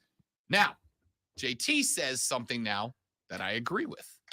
He said, don't shorten the schedule, put more days off in it. That is correct. I don't understand why the NBA would create a schedule where they have the Warriors play at 7 o'clock in Boston, leave that game, a very physical game, fly to Cleveland, get there at 2 a.m., get to the hotel at 3 a.m., and then have to play the Cavaliers literally 19 hours later. It doesn't make sense. All the NBA would have had to do in that situation is stick an off day in there. The Dubs play Tuesday night. They leave, they fly. They've got a day off in Cleveland Wednesday, and they play Thursday night at the Cavaliers. And then Steph, Clay, and Dre get a day off, get to rest, and they're all available Thursday night. The NBA is pushing its players harder than ever before and then getting upset when they go, dude, maybe like a day off? Maybe like a day off. You're pushing us too hard. I'm gonna take a day I will remember off. that the next time Lonzo puts in for load management. I mean a week-long Doesn't vacation. work. You can try that. Doesn't work. Lonzo, is this show better or worse when you're off it? I'm sure that everyone does a great. You're the host. I'm just so Lonzo, another is this- another guy comes in and pushes the button. Okay. Then I'll answer for Lonzo since he just did the thing he said he hates. Well, The answer is, I mean, I I don't want love- to toot my own horn. Pat myself on the back. All right, well, you go manage your load. I'll Do toot your this. horn. Do the self high five. I mean, Tim Snow's a wonderful producer. He does a hell of a job every time he's in here. But at the end of the day, the show is worth when Lonzo's not on it. But did anybody, when Lonzo said, I'm going to take an entire week off, go, no, the fans are going to suffer if you do that? No, we said, Lonzo, enjoy your vacation. Enjoy your time off. Go get your head right. Go get your body right. We'll see you in a week. Because neither one of those things work. that's by the way. normal. And That's normal. you're right. It's a vacation is normal for people who work all year round. And I work 6 days a week all year round. They do not. They have time off. If they worked all year round, you wouldn't hear a peep out of me. I'll tell you what, every day after the show, Zoe, you and I will go down to the parking lot and throw our bodies into the brick wall building for 40 minutes and then see how we feel about it every day. Can I throw your body into the brick wall? Why do I gotta throw mine? A lot of people wish they could. Our buddy Chris Lewis just texted the show, said, the Gooch was a never-seen character in Different Strokes with Gary Coleman back in the day. Lonzo should know that. I forgot all about that. I knew it sounded Ah. familiar. Yeah. Gooch was bad news, though, if I recall. The Gooch. We're back right after this with Kokrak and the Gooch on the Fan Upstate.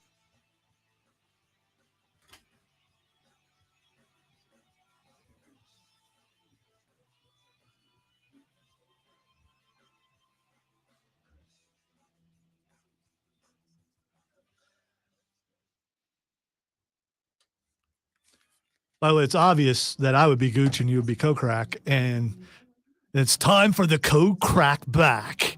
And then you would have your rant of the day. I mean, this show could be something. When we are relieved of our duties here, we're going somewhere else, and we're being Kokrak and Gooch. Kokrak and the Gooch. Is the rule when you do Shock Jock Radio that you have to say your show name with a funny accent? The only shock jock that I know of is what's his name? I can't remember his name.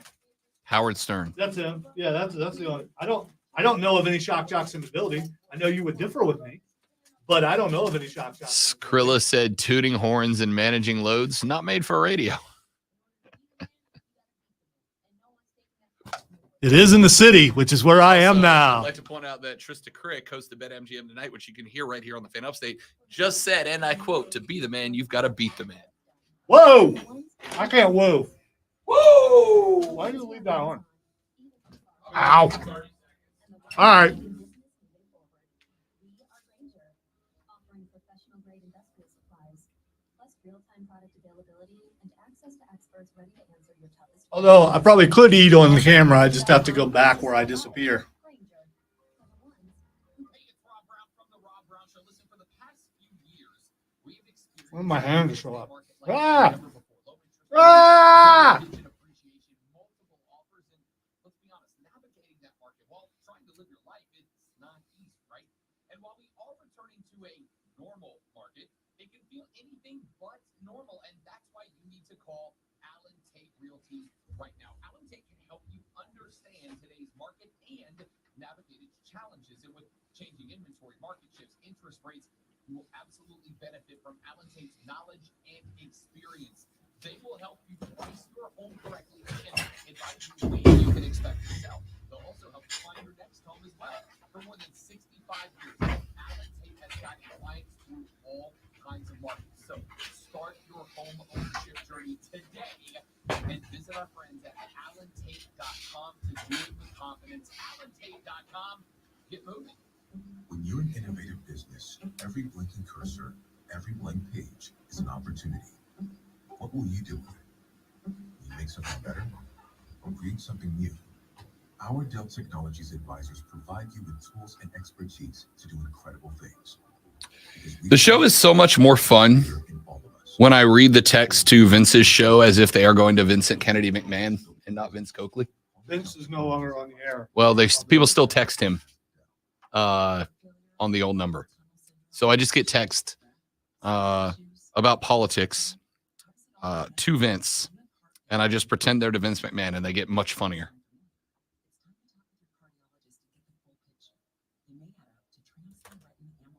Nothing about Vince is funny right now.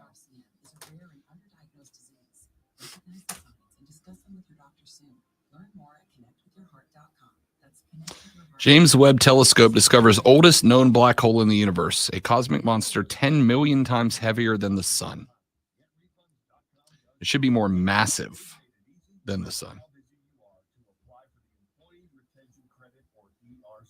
Go to getrefunds.com to get started, and in less than 8 minutes, see if your business qualifies for ERC assistance. Your business may be eligible for a payroll tax refund of up to $26,000 per employee kept on payroll during COVID. Help! Getrefunds.com. Help! Help! Help! Refunds through the ERC, and they may be able to help your business too. There's no upfront charge either. They don't get paid until your business gets its refund. Many businesses believe they won't qualify for self-income. Vince is no longer on WRD because our signal now goes up near Charlotte and it's competing with WBT. I hope you heard me. I don't know if you did or not. I did not because I was reading emails. I was talking to. Oh, okay. I wasn't talking to you. The state's premier hobby shop has been bringing the best in comics, manga, and gaming to the region for 3 decades. Come see us at our new enormous location at 14 South Lexingburg. Live the Borderlands experience for yourself. We have gone to a whole new level. Find us on Facebook and Instagram. Proud sponsors of the Upstate Pulse, Borderlands Comics and Games. Read, build, play. Sponsored by Blindster.com. Hi, I'm Kyle at Blindster.com. Want to save big on custom ProWood blinds, shutters, cellular shades, and more? Check Blindster today and save up to 50% over comparable blinds from brick and mortar stores. Get custom blinds at low prices and free shipping at Blindster.com. Now, CBS Sports Radio. The radio at 97.7 FM, 1330 AM, Greenville, 97.1 FM, 950 AM, Spartanburg. Listen on your phone. I'm gonna ask engineering if they just paint that wall green. There's a whole lot more to know about sound if you really want to go into I mean, why not? Your smart speaker, just say play 97 The Fan Upstate.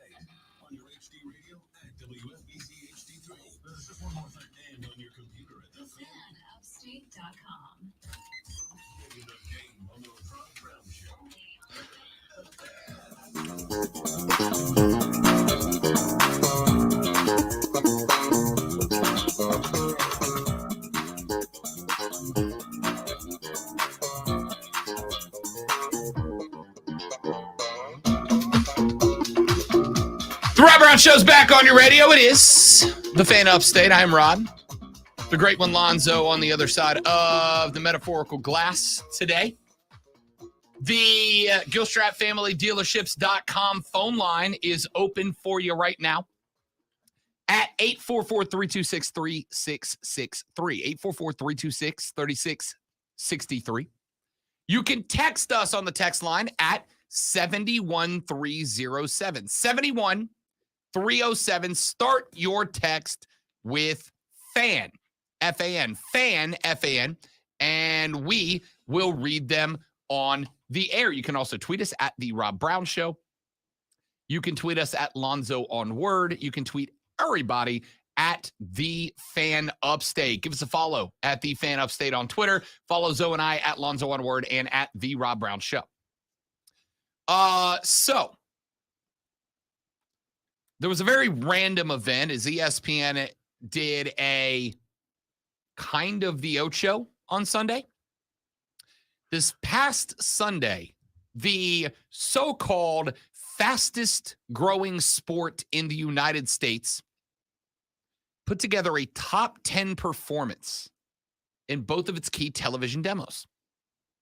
According to Nielsen Live Plus same-day data, the matchup of four grizzled tennis greats made short work of last week's TV sports lineup, topping no fewer than 79 broadcast and cable telecast amongst members of the targeted 18 to 49 demo. The matchup featured a pair of singles matches and a doubles showdown, pitting Andre Agassi and Andy Roddick against John McEnroe and Michael Chang. But ladies and gentlemen, they were not playing tennis. Nay, friends. They were playing, Lonzo, America's new favorite sport, a sport sweeping the nation. They were playing pickleball. You know, this looked like it would be fun until you mentioned who's playing now. I mean, people are thinking, I got a shot at this pickleball thing. Wait, what? So this is a game brought about for retired tennis players. I will tell you that the future brother-in-law is about 10 years younger than me and wildly in shape. All right. He's one of those dudes that like, I'm going to go hike 10 miles. Why? Because I'm bored. And I respect that about him. Right. He goes paddleboarding for funsies. It's a ridiculous workout if you never paddleboarded. I should strive to be more like him, but I like pizza. So he is not only now a pickleball player, Lonzo, he is in a highly competitive pickleball league. Sweet. Along with a large number of other players in their mid-20s. This is, yes, it is a sport, frankly, designed to be slower, smaller tennis for those of us that maybe can't get around the court like we used to. But it has actually grown wildly in the entire 18 to 49 demo. According to Nielsen, 35% of the Slam audience from this weekend, the Pickleball Slam Championship, fell in the 18 to 49 set, which is a really good ratio for a Sunday afternoon in April. By comparison, only 15% of the people who watch broadcast TV in primetime are part of that demo. 18 to 49 on a Sunday afternoon represents less than 15% of the total television watching audience. But of that demo, over 1 out of every 3 of them were watching pickleball. So how does that compare to other sports? The Slam drew more viewers than the Bruins versus Blues NHL telecast for 5th place. Can I interrupt for just a second? I just looked up to see how much pickleball paddles cost. Mm-hmm. Let's see. There's one for $250. There's one for $138. The lowest one I've found so far is $85. Mm-hmm. Dude. Lonzo, do you want to play pickleball or do you want to win pickleball? Dude, exactly. For some reason, I thought it wouldn't be that expensive of here we go. There's some $25.99. That's what I'm talking about. The Slam blew out spring football in the advertiser coveted demos. It put up strong numbers against the total viewers metric. The event clocked in at just under 2 hours and 30 minutes. It averaged 670,000 viewers. It peaked at just a tick under 800,000 viewers during the concluded doubles match. By way of comparison, the audience for ESPN's lead-out coverage of the XFL's Battlehawks v. Roughnecks game was 502,000. Spring football in the XFL, with Dwayne "The Rock" Johnson in charge of it, got beat out by pickleball by 25%. Here's my question for you, Zoe. Pickleball outpaced the XFL. It is on target to consistently outpace the USFL. It, over the weekend, outpaced in a similar time slot the NHL. What's the next niche sport that America's going to fall in love with? Because we're going to do pickleball for America's like Rob Brown. We get a hobby, we go ham on that hobby for about 6 to 8 months. Then we get bored and we move on to something else. Well, here's the thing, and I know for radio purposes, I should come up with something, but if I actually had something, why would I say it here? I'd be investing in it, getting ready to make some cash, you know. Well, Tom Brady is an owner in the Pickleball League Championship. He has actually started his own pickleball team, as has a handful of other well-known names. That's why people are watching this, because celebrities are playing it. I mean, if you got the guy down the street or your future brother-in-law playing, Yep. chances are people aren't watching. Do you think if instead of McEnroe v. Agassi, we had, I don't know, well, I was going to come up with the name of the best pickleballer in the country right now, but I don't know who the hell that is. If I gave you a singles match between the number 1 and number 2 ranked pickleballers in the world, promoted it the exact same way as Agassi versus McEnroe, do you think it would turn numbers anywhere close to what it did with those guys in on it? No. I don't think so either. I was just blown away that it – look, even with McEnroe and Agassi playing, is it not ridiculous that it beat straight up head-to-head an NHL game? It kind of feels that way to me. It doesn't really shock me all that much that it beat XFL games, right? The XFL's pretty niche. I'm going to be real with you dudes. I told you at the beginning of the XFL season that I hope it works. I think more football is good. I think more opportunities for players is good. I think it's going to help develop the game and find us some talent that might have otherwise slipped under the NFL radar. Lonzo, I've probably watched 3/4 of XFL football so far. Most of them at the very beginning of the season. I have not been in a spot where the XFL has made the cut so far. Now, in fairness, I didn't go out of my way for pickleball either this Sunday. But Tiger Pal Rachel has tweeted the show and said, got a whole pickleball set with 2 paddles and 4 balls for $100 on Amazon. Haven't played it yet, though. Where do you play pickleball at? Do you go to your local rec and play it on the tennis courts? I mean, is that what you do? There are pickleball courts popping up across the country, right? Because they're not real big. You just need a net. You can play it on a tennis court, but you just draw smaller boxes. There's actually, in some communities, some real debates going on right now because people are propping up pickleball courts like on tennis courts and in wall ball courts and places where people want to play other sports because pickleball has gotten so popular right now. They're popping up everywhere and like causing contention amongst the rec adult sports people.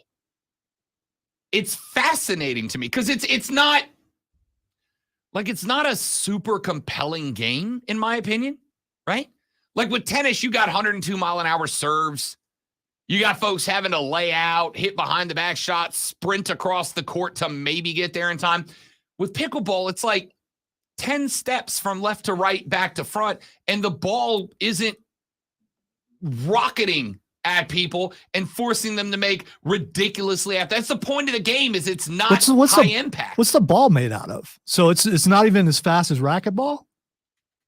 Well, racquetball can be pretty fast. No.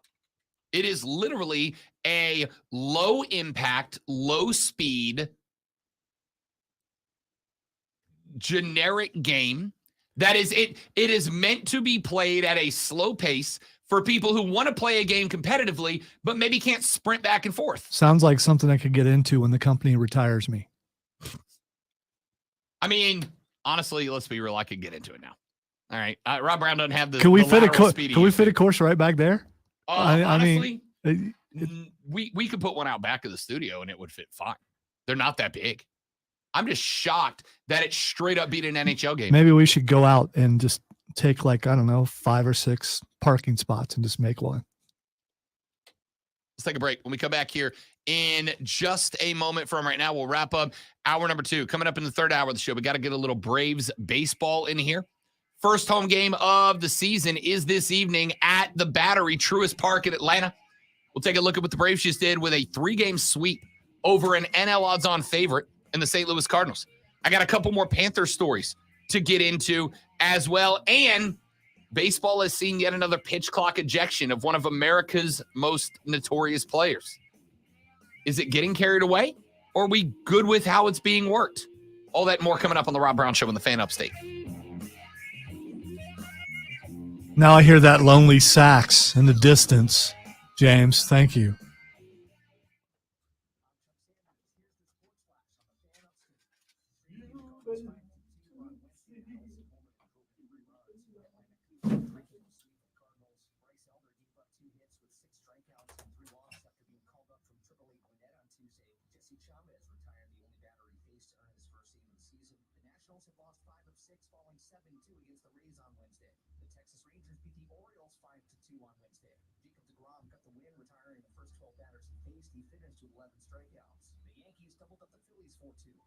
NHL today, the Hurricanes visit the Predators. Carolina's on top of the Metropolitan Division by 3 points over New Jersey. Carolina looking to extend a 3-game winning streak. The Carolina Panthers are reportedly unveiling new uniforms prior to the NFL draft, which starts on April 27th. The Fan Upstate is your home for Furman Paladin sports all year long. Download the Odyssey app, search the Fan Upstate, and listen anywhere on your phone. I'm Chuck Sanders with the Sports Flash on the Fan Upstate. Diabetes, high blood pressure, anxiety meds, everyone's on them. If you're a 50-year-old male, maybe a bit porky, and you may even have type 2 diabetes, $1 million of term insurance may only cost you about $200 a month. Call Term Provider. Speak with Big Lou at 800-700-6898. Big Lou will find Is it pickleball just 1%er's paddleball?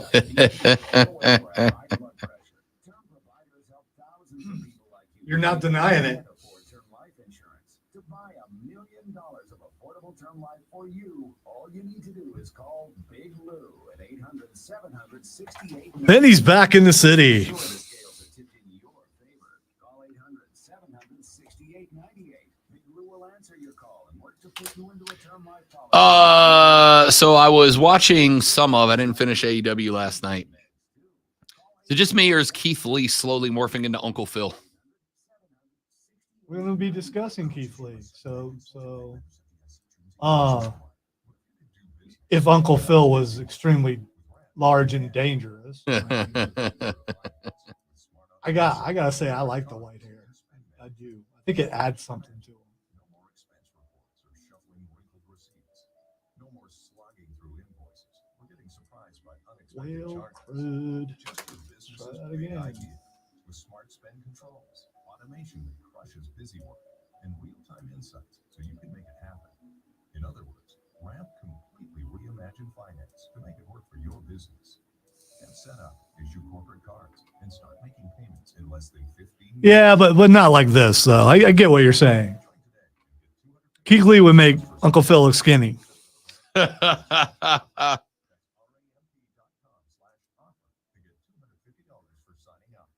That's ramp.com/offer. Welcome to AutoZone. Is your check engine light on? The free Fix Finder service reads your check engine, ABS, and maintenance lights. It even sends a detailed report directly to your email. When you need to get back on the road, AutoZone's free Fix Finder service is here. Get the most complete free warning light report backed by technician verified fixes. Only at AutoZone. See details at AutoZone.com. There's your cap. Better buckle your seatbelts for this one. I saw my passport expired, so I went to Staples, got a passport photo lickety split. While I was there, I grabbed some tiny travel soap and shampoo. I should have got something for my co-pilot. Just kidding, Brad. Staples has everything you need to travel. He's not kidding, Brad. You stink, man. Even personal travel items. And now at Staples, get 20% off your in-store purchase when you buy any travel service. Plus, Lysol wipes are just $1.99. Get all sets and chat at Staples. Offers and free. In-store only. Exclusions apply. Finding great candidates to hire can be like, well, trying to find a needle in a haystack. All this pickleball talk does remind me of, make me think of racquetball in college. I kind of miss I that. used to love racquetball. You wouldn't want to be in there with me, though. It's going to be some full contact going on. That's all I'm saying. For the record, that's against the rules of racquetball. So, I would call that out. I would win. You might beat the hell out of me, but I'd win. No blood, no foul, son. Lonzo's absolutely a no blood, no foul guy. hey, rub some dirt on it, man. Exactly. Exactly. Yeah. I mean, you know. Absolutely a no blood, no foul guy. All right. Rachel says it was 4 paddles. So that means she got them for like $25 a piece. I would play. Oh, I'd definitely give it a shot. I'd be winded within 5 minutes probably, but because I still have that problem no matter what I do of trying to do too much. And apparently there are rules, James. Who knew?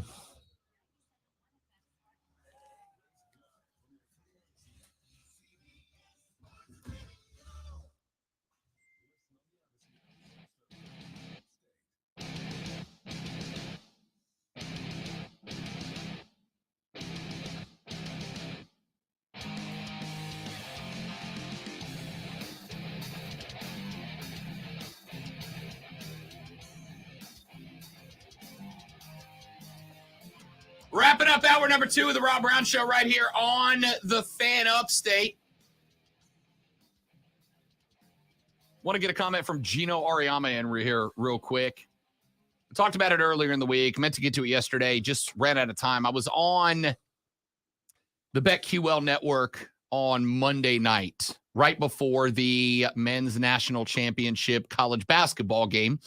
And the guys and gals that were hosting that show, Trista Crick, Quentin Mayo, and Ryan Horvat, were having a conversation about the men's national title game, about the women's national championship. And they said they thought it would be a great idea if the men's and women's Final Four and the men's and women's national championship were played in the same place, right? So Dallas would host both the men's and women's Final Four Friday night. You'd have the women's Final Four Saturday, the men's. Sunday, you'd have the women's championship game Monday, the men's. That way, you could kind of use all the resources to prop up both games at the same time. And I thought, yeah, it's really not the worst idea, right? It's not the worst idea for a couple of reasons. Not the least of which is, you know, it's hard for me to justify traveling halfway across the country for a game or even 3 games, 2 Final Four games in a natty.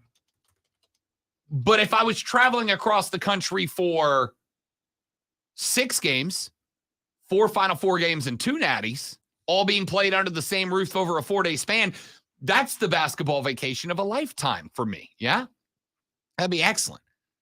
But guess who disagrees? Arguably the biggest name in college basketball on the women's side, Gino Auriemma.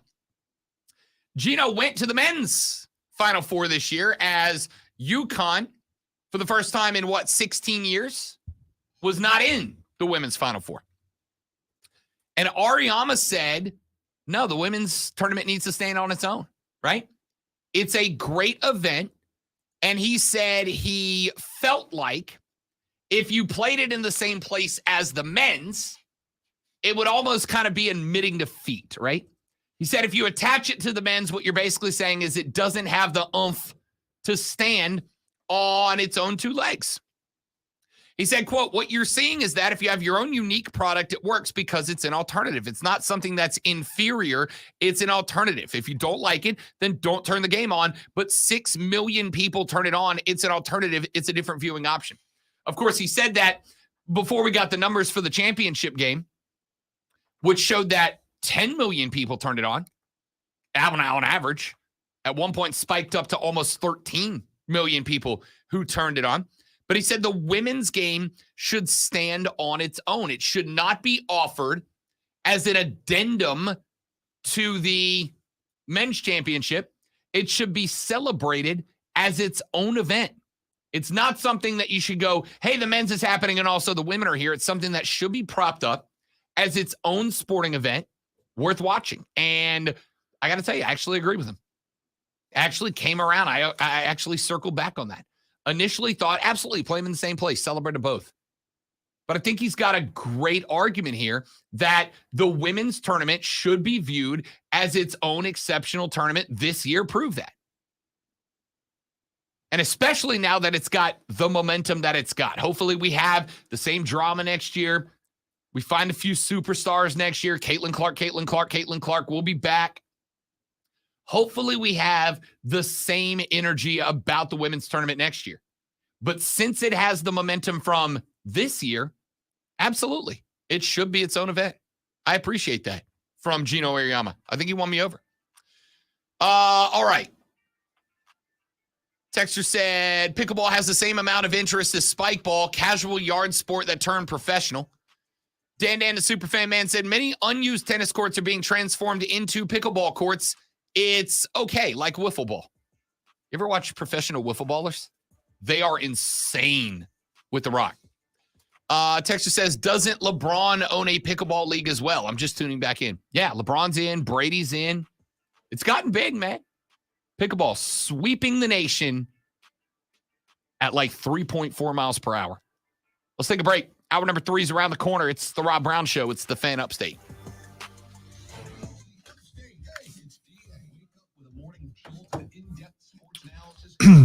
All right, guys, be right back. Oh, go ahead. I was going to say, I hear Robitussin actually works for that, James. It's a good point.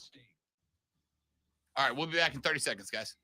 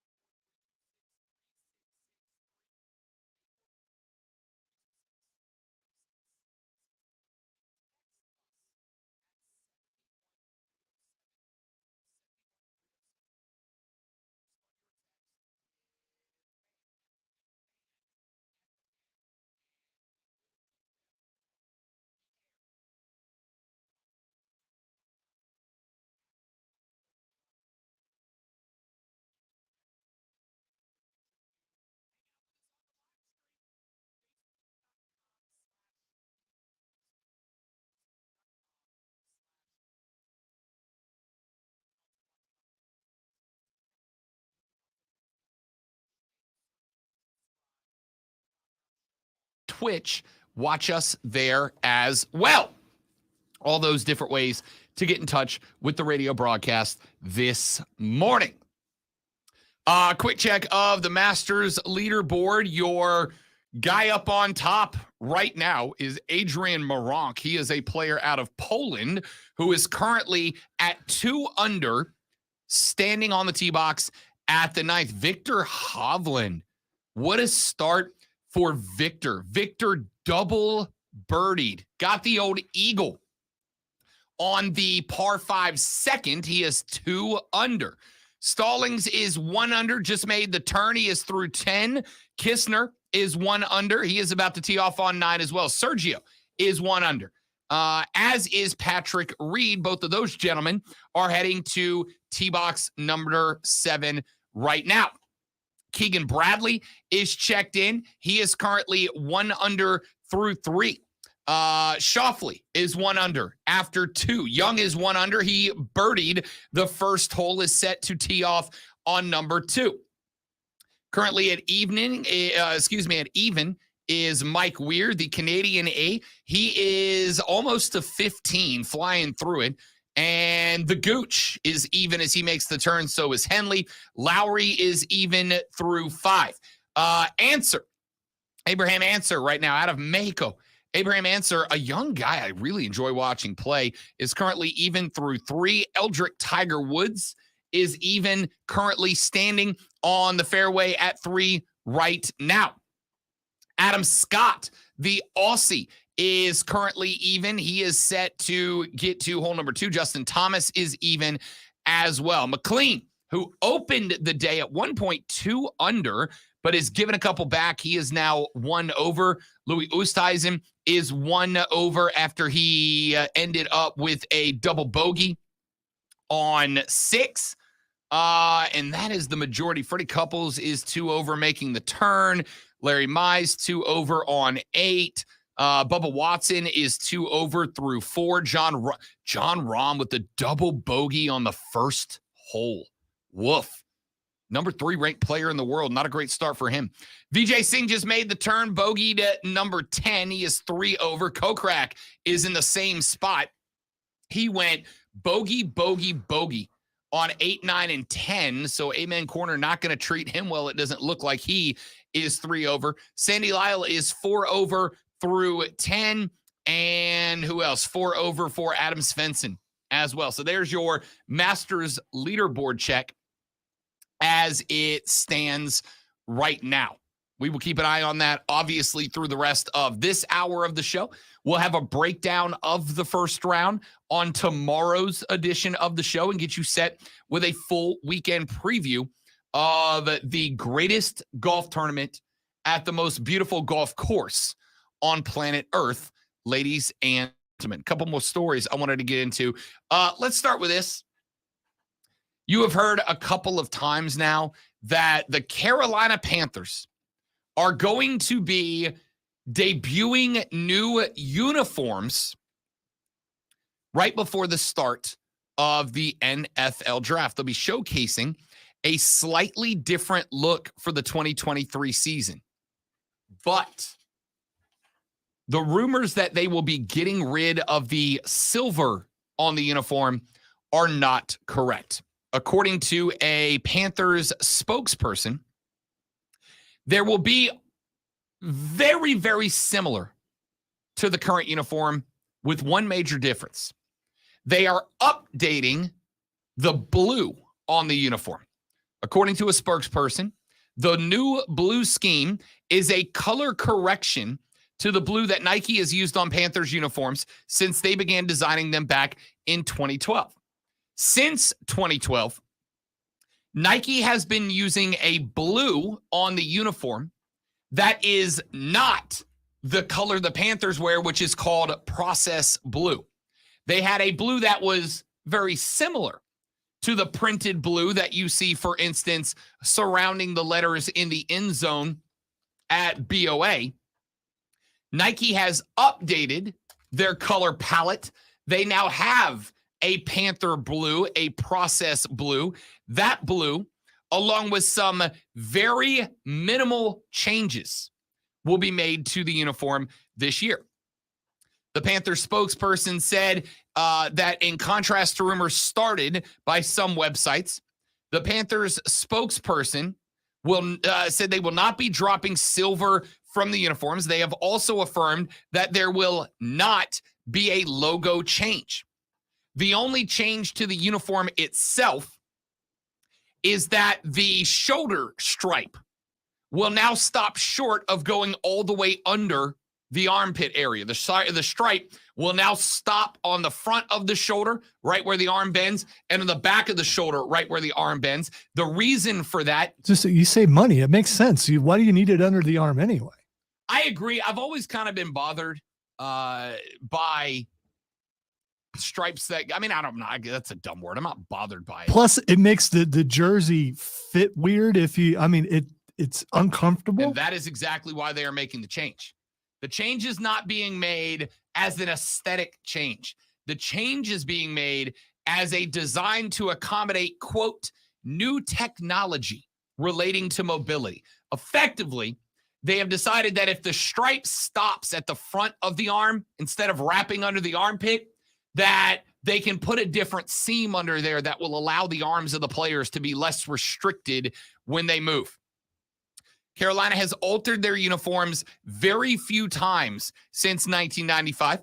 They have featured silver helmets with white or black jerseys with blue stripes on the shoulder. Since then, in 2002, they added the alternate blue jersey that's only been used a few times since then. Of course, last year, the Panthers wore black helmets for the first time, paired them with black jerseys and black pants. They did so for the Week 10 Thursday night game, which they went on to beat the Atlanta Falcons in that game, if I recall correctly. I wish they would just go with that uniform all the time. That all black was dope. Uniform was sweet. There's a lot of teams that have gone with an all black. The Jets have gone all black. I'm talking black caps as well. The Saints went all black. The Jets went all black. Who else? There's like one or two other teams that have gone all black. I love the all black. The all black with that Carolina blue is a good look, man. It's a good look. Black. And Atlanta, obviously. I'm talking about teams that don't have black in the color palette have gone all black. Atlanta's gone all black. New Orleans has gone all black. The Jets have gone all black. Carolina's gone all black. I have made the argument many times that, and I'm going to get accused of playing favorites here, I think that the New Orleans Saints all black was a good look. I think Carolina's all black was a better look with the blue. I think the New Orleans Saints all white with the gold helmet and the gold number is the best uniform in the NFL. The all white, we call it the Power Ranger look. The White Ranger look for the Saints, I think, is the best uniform in the NFL. Just my bias. But Carolina's all black with the black helmet, blue logo, blue stripes down the middle of the helmet and around the arm, and the blue stripe down the pant leg is a great look. I would get rid of the blue stripe down the pant leg and just go jet black, all black pants. But blah, blah, blah, all of this to tell you that the concept is not going to change remarkably this year. There were a lot of thoughts. I know Rashad and I talked about it a number of weeks ago off the air, that we thought there was the possibility that Carolina might rock the boat a little bit and that the Panthers might decide to do either an all black look or to change the helmet to a black helmet, but keep the rest of the uniform the same. And that apparently is not going to happen. The Panthers are indeed making minor modifications to the uniforms. They will keep the silver lids. They will keep the silver in the jerseys. The only thing that is changing is that the blue on the uniforms as they stand will be a more accurate representation of the Carolina Panther blue, and that the shoulder stripe will now stop right before it goes under the armpit on both the front and back in the jersey. Outside of that, everything remains the same. So, I know a lot of people were really excited about new unis. I don't think you need them. I really do think Carolina has some of the better looking uniforms in the NFL. I think the Saints all white. I think the Panthers white with silver pants and silver lids is a very good look. All right, Steven just threw out. Sorry, Rob. The Siberian Bengal look is the best white jersey look in all of football. I like that with the white helmets too. I didn't love the white helmet. I did. I didn't love the white helmet. The white with the stripes just didn't hit for me, and it's subjective. But the white with the stripes on the Bengals didn't hit for me. I like the white jersey. You will always get me with an all white jersey, especially when it's all white with a high contrast color. I think this is definitely my opinion, but if you go away from orange altogether, it's a good look. I like the Bengals black with the orange lids. The all black with the orange lids is a good look for them. The all white wasn't bad. I probably would have gone all white and kept the orange helmet. I'd have made the numbers orange. I'd have gone white everything else, and I'd have kept the orange and black tiger stripe helmet. I didn't love the white caps. The Jets all black isn't bad. The Jets all black with that dark Kelly green is a good look. The Eagles, they are getting an extra uniform. Lonzo, the Eagles are bringing back the old 70s Kelly green jerseys and matching hats this year. Yeah, I know a lot of people were excited about that. I've seen it on some shows, but I never liked that color green. I don't know any Eagles fans that I'm aware of. I wonder if they're all for that. You know one, his name is Mark Shelley, the seductive voice of the Greenville Swamp Rabbits. He's an Eagles guy. And when they announced they were bringing back the classic Kelly greens, he was jacked about it. The Eagles fans love the old Kelly green. And this goes back to a conversation. I just want to point out, when you had that old color, you didn't win. You won the Super Bowl with the new color. I mean, if you're the superstitious type of person, you'd want to keep with the green you got now. This goes back to a conversation we were having when we were talking about load management in the NBA in the last hour, right? At the end of the day, if I am a coach, if I'm a GM, if I'm an owner, whatever, there are two fan bases. There's one fan base I care about making happy. My own, right? That's it. That's it. It doesn't benefit me if my team goes to Cleveland and I play my starters and the people bought tickets to the Cavs game are super excited because Steph is playing. That doesn't do anything for me. What does something for me is if I rest those guys against the mid team, get them healthy, get them ready to go when they come back to the house, right? If I'm the Eagles, I don't care if Lonzo, the Chiefs fan, loves my Kelly green. I know the Eagles fans are hype about it. I know the Eagles fans are jacked about it. I know they're going to buy tickets. I know they're going to buy the jerseys. They're going to buy the merch, and they're going to keep watching. That's all I care about. So anyway, Carolina not changing the uniforms, as was reported a few different times by a number of different sources over the offseason. Second and final Panther story for the day. I told you guys that there was one pickup in free agency that the Panthers made this year. One pickup in free agency that I loved more than all the rest. Hayden Hurst, tight end. Why? Because Hayden Hurst is a pass-catching tight end, an above-average edge blocker. I said 2-3 weeks ago when that move got made, I described him as a rookie quarterback's BFF. That is a rookie quarterback's BFF. He is an extra security blanket. He is a guy that gives you an extra and dependable option to get you away from only having the 2 or 3 down the field receivers to look at. He's not only going to help you set the edge on the blind side when you need him to, but when he releases on the route, he shortens up the field for you to make a more accurate throw. I love the pickup. I said he was going to be the quarterback's BFF. Hurst said, quote, "Tight ends are always a quarterback's best friend, especially for a rookie coming in. You want that reliable guy in the middle of the field where your vision is. Obviously, You need the guys on the outside too to make your life easier. But if you can have that reliable guy where you know he's going to be somewhere within 10 yards or going down the middle of the field and just put it up, that's why I came here. End quote. I love that. I love that. That's exactly what I'm looking for. He went on to talk about his time and the reason he decided to sign in Charlotte and said, quote, "It's a really, really cool feeling when you come into your own and figure it out. Just listening to the coaches saying, we've watched your film. We see what you bring to the table. We're excited to have you in the building because it's taken 5 years. I hadn't really been given the opportunity until last year in Cincinnati where they kind of let me be me.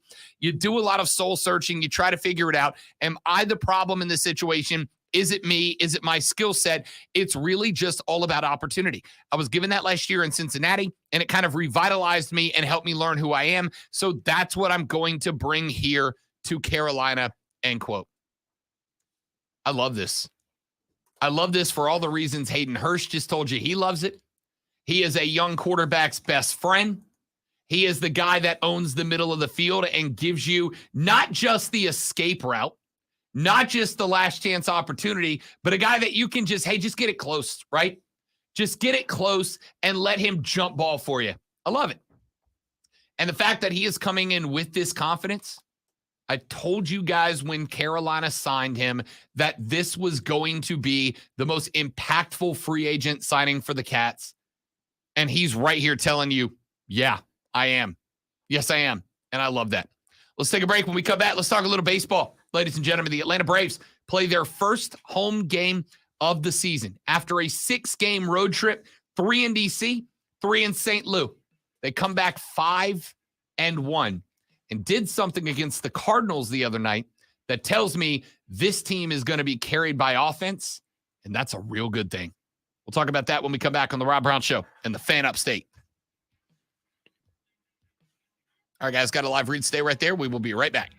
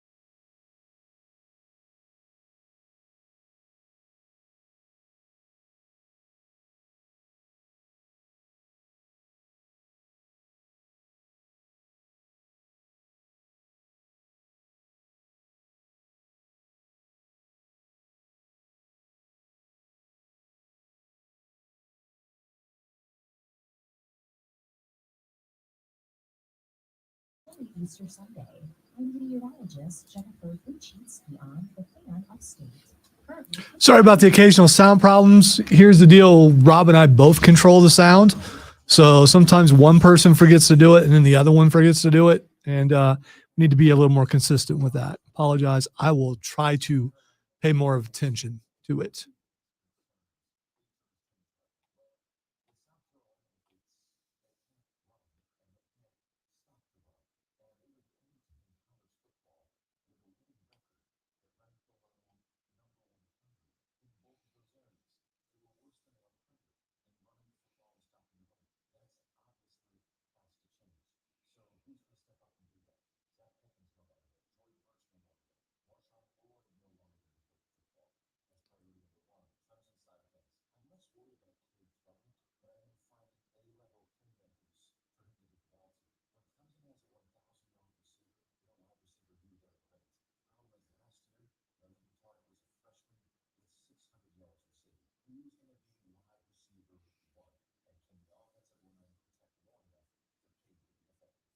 You're right.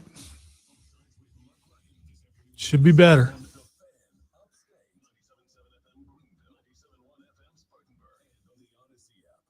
Finding great people to hire is like trying to find a needle in a haystack. It's pretty difficult, right? Well, ZipRecruiter has mastered finding a needle in a haystack, so they take it to the next level. They make hiring so simple that it's like finding a needle in a needle stack. And that's why you should try ZipRecruiter for free at ZipRecruiter.com/free. Here's what it's like to use ZipRecruiter. They have so many qualified candidates that it's easier to find the right ones for your roles. In fact, 4 out of 5 employers who post on ZipRecruiter get a quality candidate within the first day. That's a lot of needles. So how do they do it? ZipRecruiter Fight Club. technology sends you Yeah, I know. a Okay. great match for your job, and you can even invite your top choices to apply. So if you want less hay and more needles, head to ZipRecruiter. I was doing it anyway. I know. I mean, you can go with golf. You can go with, I mean, the intro's in there. So anyway, let's talk Braves baseball. You never know when it'll be your last time doing something. So I'm doing it. Oh, tough angle today.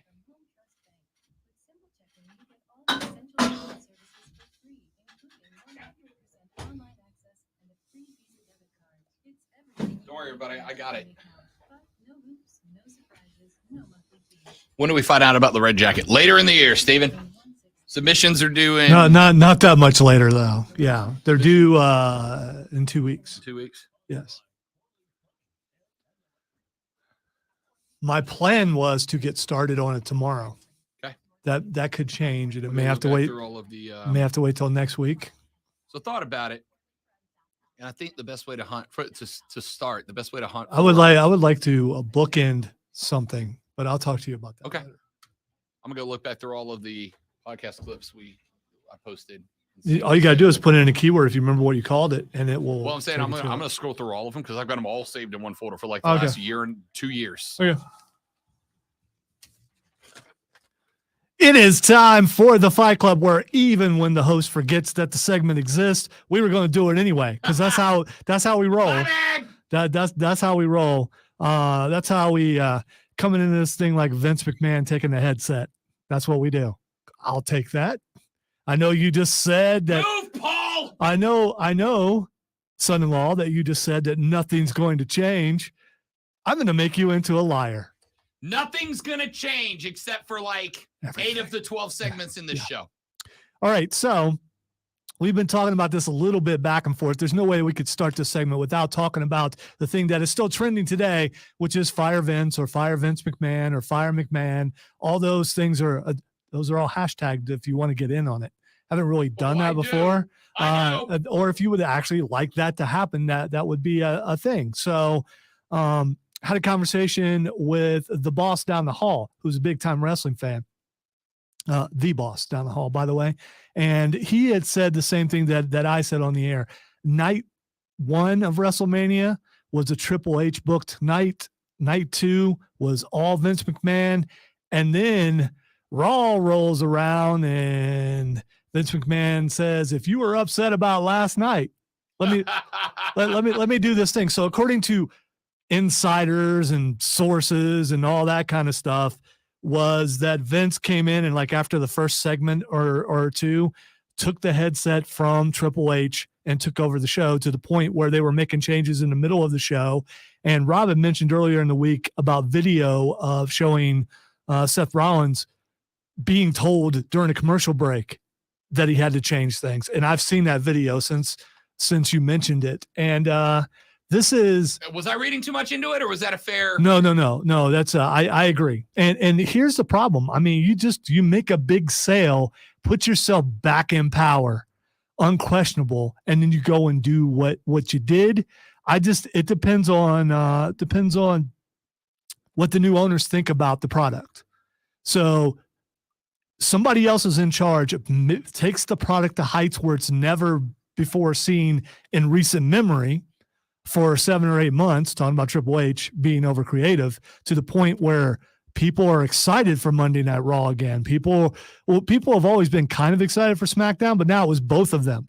Excited for both, could not wait to see where storylines that last for years going on and things that were actually able to develop and not just boom, they're gone.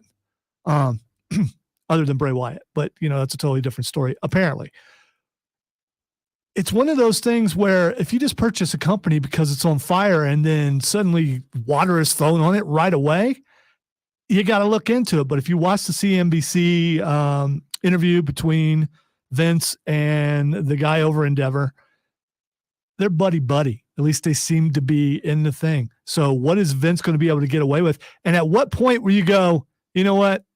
It was a good run. I'm out again. Because a lot of people had stopped watching. A lot of people had lost interest, including Rob, and had just barely watched anymore because of how bad it was.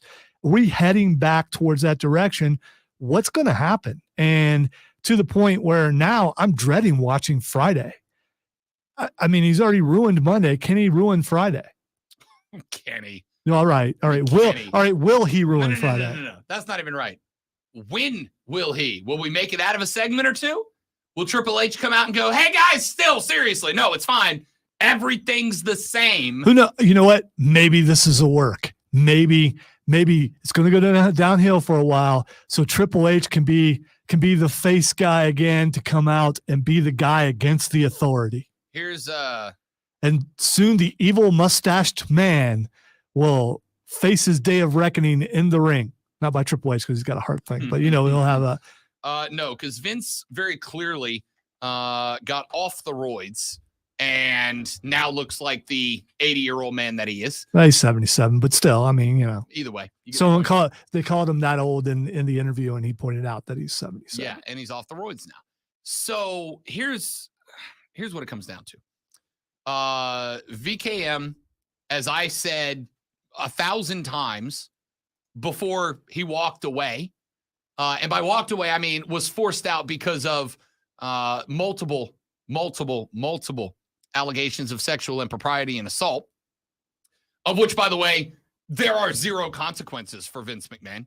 He got an 8-month vacation, followed by a $9 billion check, followed by his job back. So no consequences. You forgot the hostile takeover, how he worked his way back in. Exactly. No consequences for VKM at all. And on top of that, he's right back to the mentality of, you don't know what you want. I know what you want. And I'm not saying that every time you have to give the fans what they want in every single storyline, because sometimes you can use that against them for the sake of long-term booking, something that Vince has never done, right? Like he did his damnness all the way up through the Daniel Bryan storyline, turned out to be one of the greatest storylines in wrestling, did his best to keep not giving us that. And it got to the point where he knew that if Daniel Bryan didn't win that belt at WrestleMania 30 in New Orleans in the Superdome, that it was going to be catastrophe. He got strong-armed by the fans. I am very interested in watching Raw Friday, not because I think it's going to be a great show. I don't. I think last Monday it proved that he's back on the mic and he is now back in charge of calling the shots, and it's going to be bad news. What I am interested in is the fact that Fire Vince has been trending since Monday night. From what I understand, and I have not watched all of this weekend's NXT yet, but during commercial breaks, the crowd at NXT was chanting Fire Vince so loud that they had to cut the audio during breaks, I will be very interested knowing that Vince is absolutely the guy that will pipe in fan audio in order to show the reaction on TV he wants, even if he's not getting it. Will the fans organize a fire Vince chant that overwhelms their ability to cover it up? And I really hope the answer is yes. I'm so tired of that guy. Yeah, me too. And someone else who I'm tired of, and that's Brock Lesnar. I do like I like the hat, good-natured Brock, but he just turned heel again, and nothing says Brock beating up Cody like Vince McMahon saying Brock beat up Cody. Listen, and I get the hard times are coming because Brandy Rhodes tweeted that out, which before all this happened. So we're not going to see more than likely Cody versus Roman until next WrestleMania. Look, I'll boil this down as simple as I was able to make it for me, a simpleton. I got no problem with the thought of making Cody go on a am I good enough quest, right? After the L. Here's the multiple problems I have with it. Problem number one is that there are so many people who have gone up against Roman, got beat by the Usos in Solo, and then they come out the next day and they're like, I wasn't good enough to beat you. Nobody yet has got on a mic and been like, hey, Roman, you know I beat you, but you're a cheap punk Bia who couldn't do it without anybody. Like, Cody just comes out the next day and he's like, you know I had you, but it's okay. Right? No, right? The second problem I have is, and maybe it was just on Monday, we'll find out. You know, I was all in for a Sammy and KO run until KO inevitably turns on Sammy again. Let's go. Not a reference to the Usos. They're just like, hey, we're champs now. We're just done with all that. What? That was the crutch of a story about Jay, but the crutch was them getting to that spot. And then they come out Monday, not one reference to a storyline that's been going on for 18 months now. Well, you know, I don't understand. It's the Raw after WrestleMania. It's time to reset and pretend like some things never existed. Now, if you're gonna do that, that's fine. But like, what's the point of the Roman thing then, right? Like, either reset the whole thing or continue the whole thing, and then the Brock thing, right? It feels to me, no, it doesn't feel to me. It feels to all of us that enjoy this particular theater, that Vince sits down at Gorilla with a headset, and he's got his computer and laptop in front of him, and he's watching the show on the monitors, and right there on the desk in front of him is a red button that says, in case of boredom, deploy Brock, right? Like, he's just got Brock on speed dial, and if he decides the thing is boring him, he just calls him Brock, right? I got no problem with Cody having to go hard times and question if he's good enough and go on a redemption tour, even if you want to make it so that Roman gets to the 1,000-day mark, which he's obviously going to now. No problem with that. Why Brock? Why was Brock involved in that spot? Why would you not have why not put Cody in a program with Solo Sikoa for a little while, right? Why is Brock the answer there? And the answer is because Vince is a simple-minded dude who has my entertainment in mind and damn everybody else. And we're going right back to where we were before you left. I haven't finished it yet. I thought AEW did an okay show last night for night number one of Vince Reign 2.0. And the announcement that they're going to Wembley is very interesting. Well, you're jumping ahead because I want to get to NXT first. Sure. NXT better than Raw and AEW put together, in my opinion. It's how you reset for the new year. I'm not going to say it was completely flawless, but it's one of the better NXTs I've seen in a long time. What you expect after WrestleMania, you expect stars to come back, which you did. You got Cora Jade coming back. You got Noam Dar coming back. They're showing the new faces that they're going to be bringing in soon. The wrestling was great. At the end, you got a major turn when Braun Breaker turns on Carmelo Hayes, or as some people said, the double turn, because Carmelo suddenly is a face and Braun Breaker is a heel, because it looked like Braun, like usually is the case, when you lose the NXT championship, you're moving up. He still might, But with Vince back in charge, I don't know. I don't know if he moves back up. He may be stuck where he is for now. I really enjoyed NXT. All right, let's get to AEW. AEW had a chance, and it started off strong, and it looked like, okay, they're seeing how the winds are blowing again. This is the things that you need to do. There's one MJF sang, and he sang well. He did. He crooned. It was very well done. I don't know how much practice he had to put in. Did you know he could sing? I mean, It's MJF. What can't he? yeah, do? well, and the thing is, I get the style of music probably threw everybody in the AEW crowd off. Like, what is that? Except for the real old people that were there. But I thought that was phenomenal. When the band came out, I was like, why is there a band out here? This doesn't make sense. Then he comes out and starts singing, and it was like, okay. Well, the answer All is right. yes, because remember him and Jericho did that. I thought it was going to be terrible, but it was so bad. I loved it segment where they had the dinner dancing song a couple of years back. Then I'm like, oh, this is going to be so bad. And then 45 seconds in, I'm like, this is incredible television. Oh, it was very good. It was very Incredible so. television. So I thought they came out the gate strong with some of this stuff, and the wrestling was really good. They signed Jay White, which is a big deal That's a because big the deal. rumors were that he was going to WWE and he did not. And I don't know how they're allowed to show so much Bullet Club stuff, but I mean, I don't know if they own Bullet Club, but they sure threw it up on the banner a bunch. And that was pretty good. And going and destroying Ricky Starks, I think that's a good move because I would like to see that going forward. Starks v. The leader of the Bullet Club could be a Juice Robinson, Yeah. I believe is his name. Uh, Who is it? It's could an be a odd, fire that's match. an odd looking backwoods looking dude. Yep. I mean, that's a guy you could see in Lawrence County selling something on the side of the road. All of that. That whole setup could be absolutely fire. The other thing, Nigel McGuinness, being on AEW now. I loved him when he was in NXT. So did I. I didn't get to see him wrestling other than clips here and there, but I thought he was really good on commentary. So getting him there to replace Regal, I guess, in a way, we'll see what he does with that. Also, there is the announcement that they're going to Wembley Stadium, which that's a big deal if they can do what they should do and sell that place out. That might be one that I actually will purchase again. Yeah, that's again, it is absolutely going to depend on the show, the programs they put together between here and there. And if they can sell it out, if you go to Wembley and you sell 50% of the tickets, it's kind of pointless, right? You would have been better. I almost wonder, and we'll find out because they jumped into the deep end. I almost wonder if it wouldn't have been a better idea for AEW to run like a UK tour first, right? Like to run 3, 4, 5 consecutive Dynamites from the UK. You can put them on tape delay, run them on a Tuesday night, run them back on Wednesday, whatever.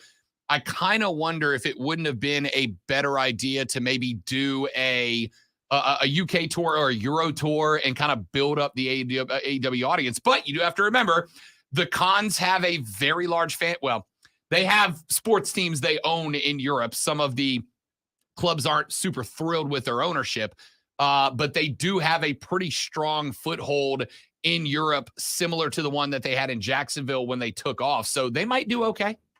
I think I like the idea of going Wembley first because then you're proving something. Yeah. If you can do if it. they sell it off and put on a great show, that is absolutely a shot across the bow of the sinking wreckage of WWE. I do have a negative for AEW, but I'm not going to get there yet. All right. So the next thing I want to talk about AEW wise is All Access.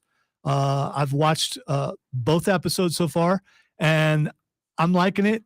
I've never watched like WWE Divas or anything like that. I'm guessing it's akin to that, except it's backstage. What they're trying to do now is they're trying to make Sammy Guevara likable, and I think they've achieved that with me.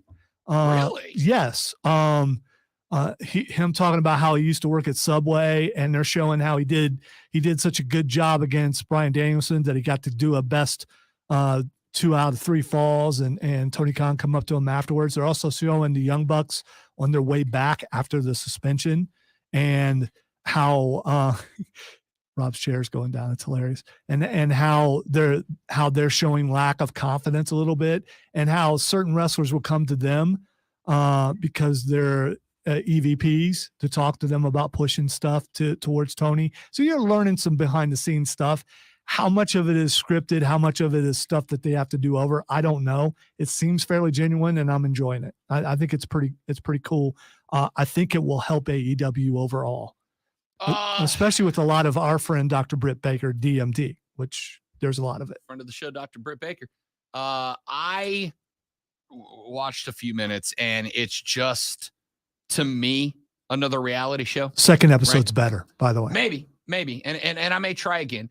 But it just felt like, like you mentioned, it felt like Divas. It felt like, because they start out with the stuff over Thunder Rosa, but it feels like a scripted reality show. Now, there's nothing wrong with that. That's just not for me. I'm just going to watch the wrestling show. I don't need to watch more kayfabe off the screen. But there are people that are really into that, and they could bring them in there, and they may actually become wrestling fans afterwards. What I was going to say. I got no interest in that, but you know who does? Fiance. She likes the reality shows, right? She's team The Bachelor. She's team 1,000-Pound Sister. She's in for all of those reality shows.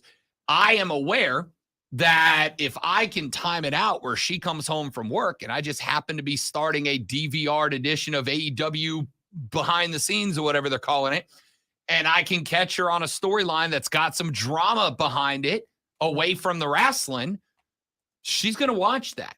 And if I get her watching that, then what does she want to do? Oh, those two had issues and they've got a wrestling match scripted for Wednesday. I should probably tune in and see how that goes, because maybe they shoot fight each other, right? Like I can get her involved. if she's actually saying shoot fight, then you've got her. You've got her hooked at that point. If I can get her into all of that stuff with the reality side of it to make her an AEW fan, next time they come a call into Columbia, I'm going. All right, two things. I'm going anyway, but two things. Jericho versus Keith Lee. Looking forward to that, because Keith Lee hasn't been getting enough TV time lately, and he will flat out destroy Jericho, or he should. We'll see.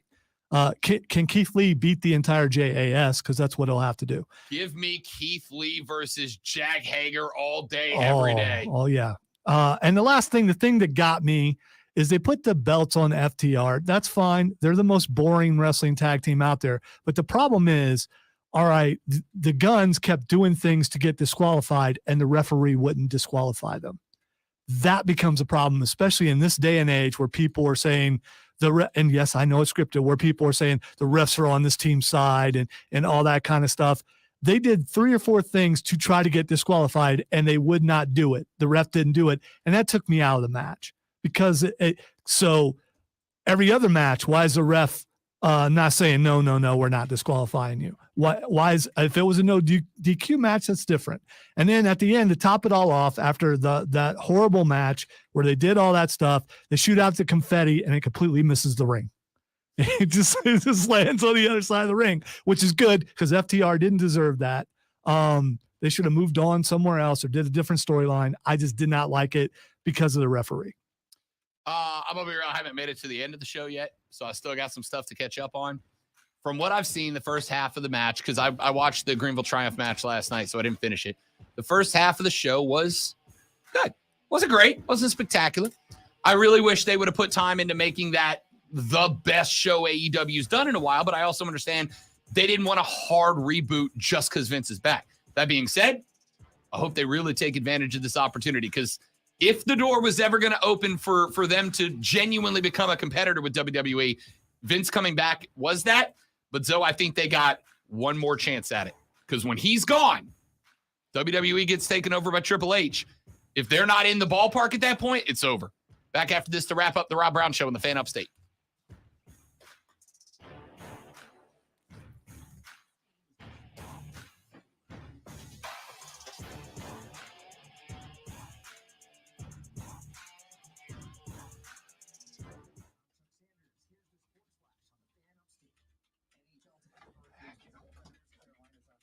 Oh, that's a weird. Steven said, are you guys off tomorrow? No, we'll be here tomorrow, right? Why would we be off tomorrow? That's right. Nope, I'll be here. Bang, nailed that one. Finally. James, I like this hat.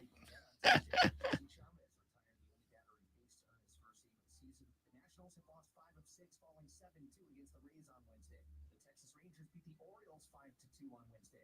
Jacob deGrom got the win, retiring the first 12 batters he faced and finished with 11 strikeouts. The Yankees doubled up the Phillies 4-2.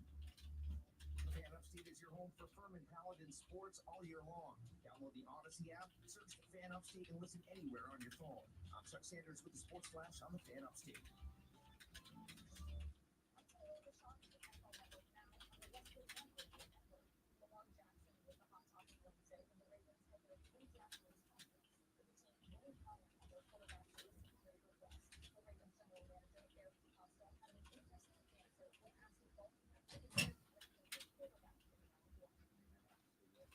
The computer is just, YouTube is just messed up or something. It's just been spinning. Might have lost Wi-Fi. No. Back there. Oh, now, okay. now it's back. It's, Okay. it's just weird.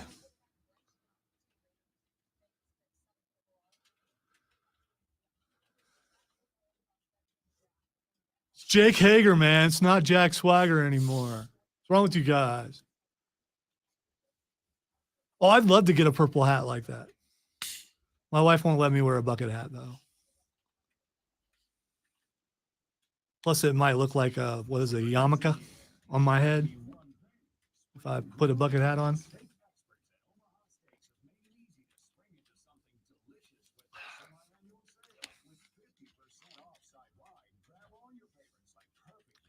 I wish I could sound like Godzilla now because I'd let one out, but I can't.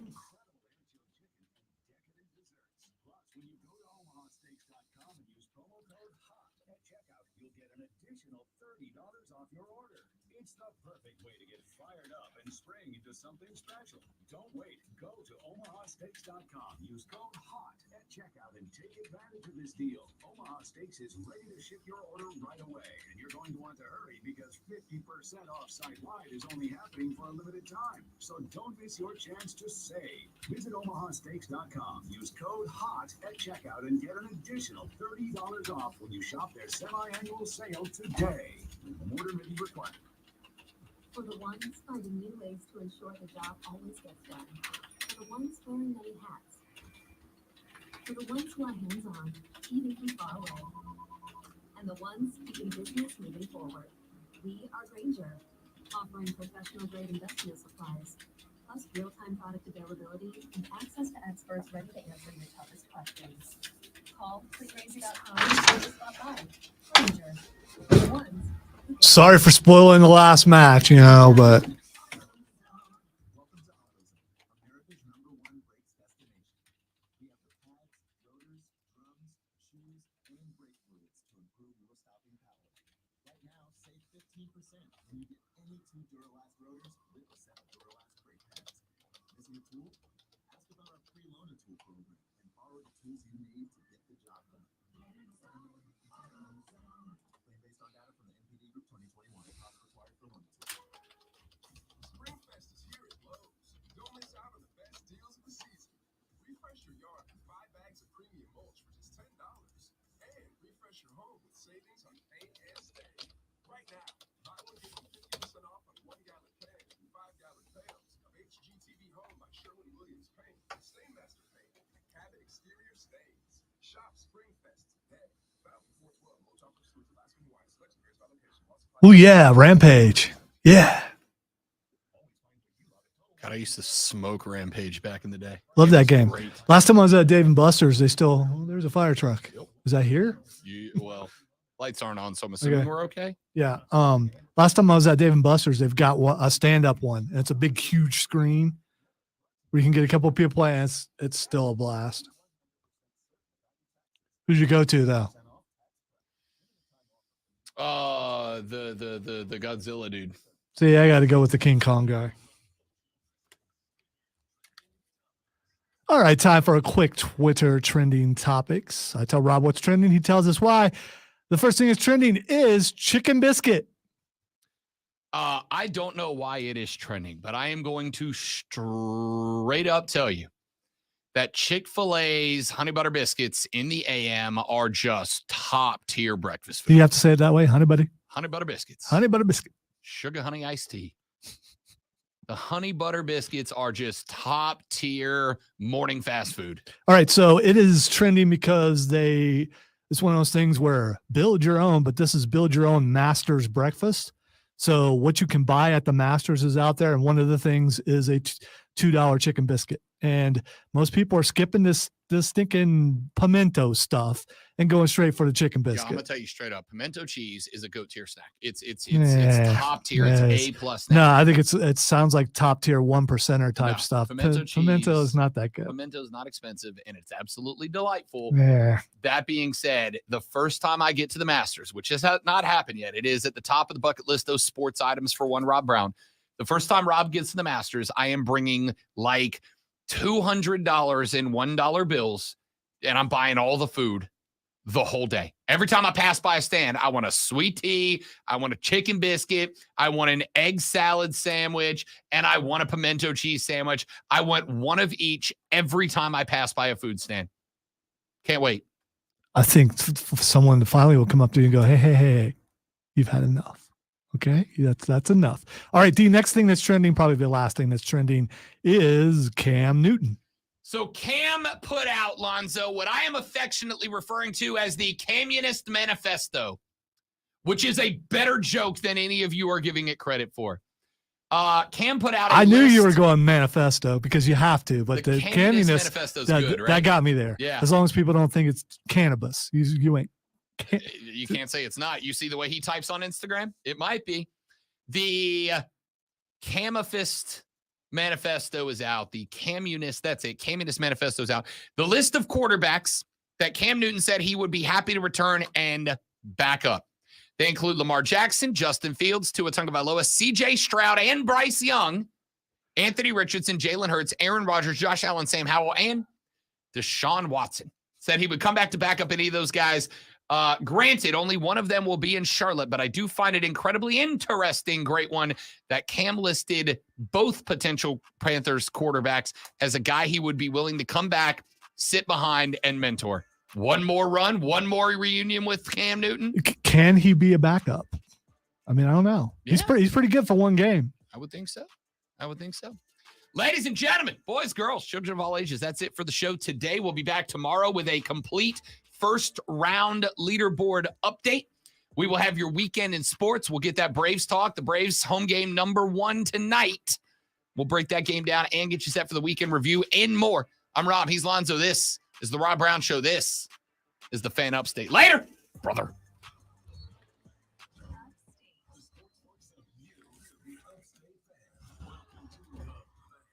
Third time is indeed the charm. So I can get a $1.50 sandwich. Just got to pay $450 to get in. Yeah. Well, there you go. But the food's cheap. I mean, Sounds good to me. All right, guys, y'all are spectacular people. Thanks so much for hanging out with us every day. Tell your friends about us. We want to grow the stream. And we will see you back here tomorrow for a Friday edition of the Rob Brown Show in the Fan Upstate. Have a lovely day. Goodbye.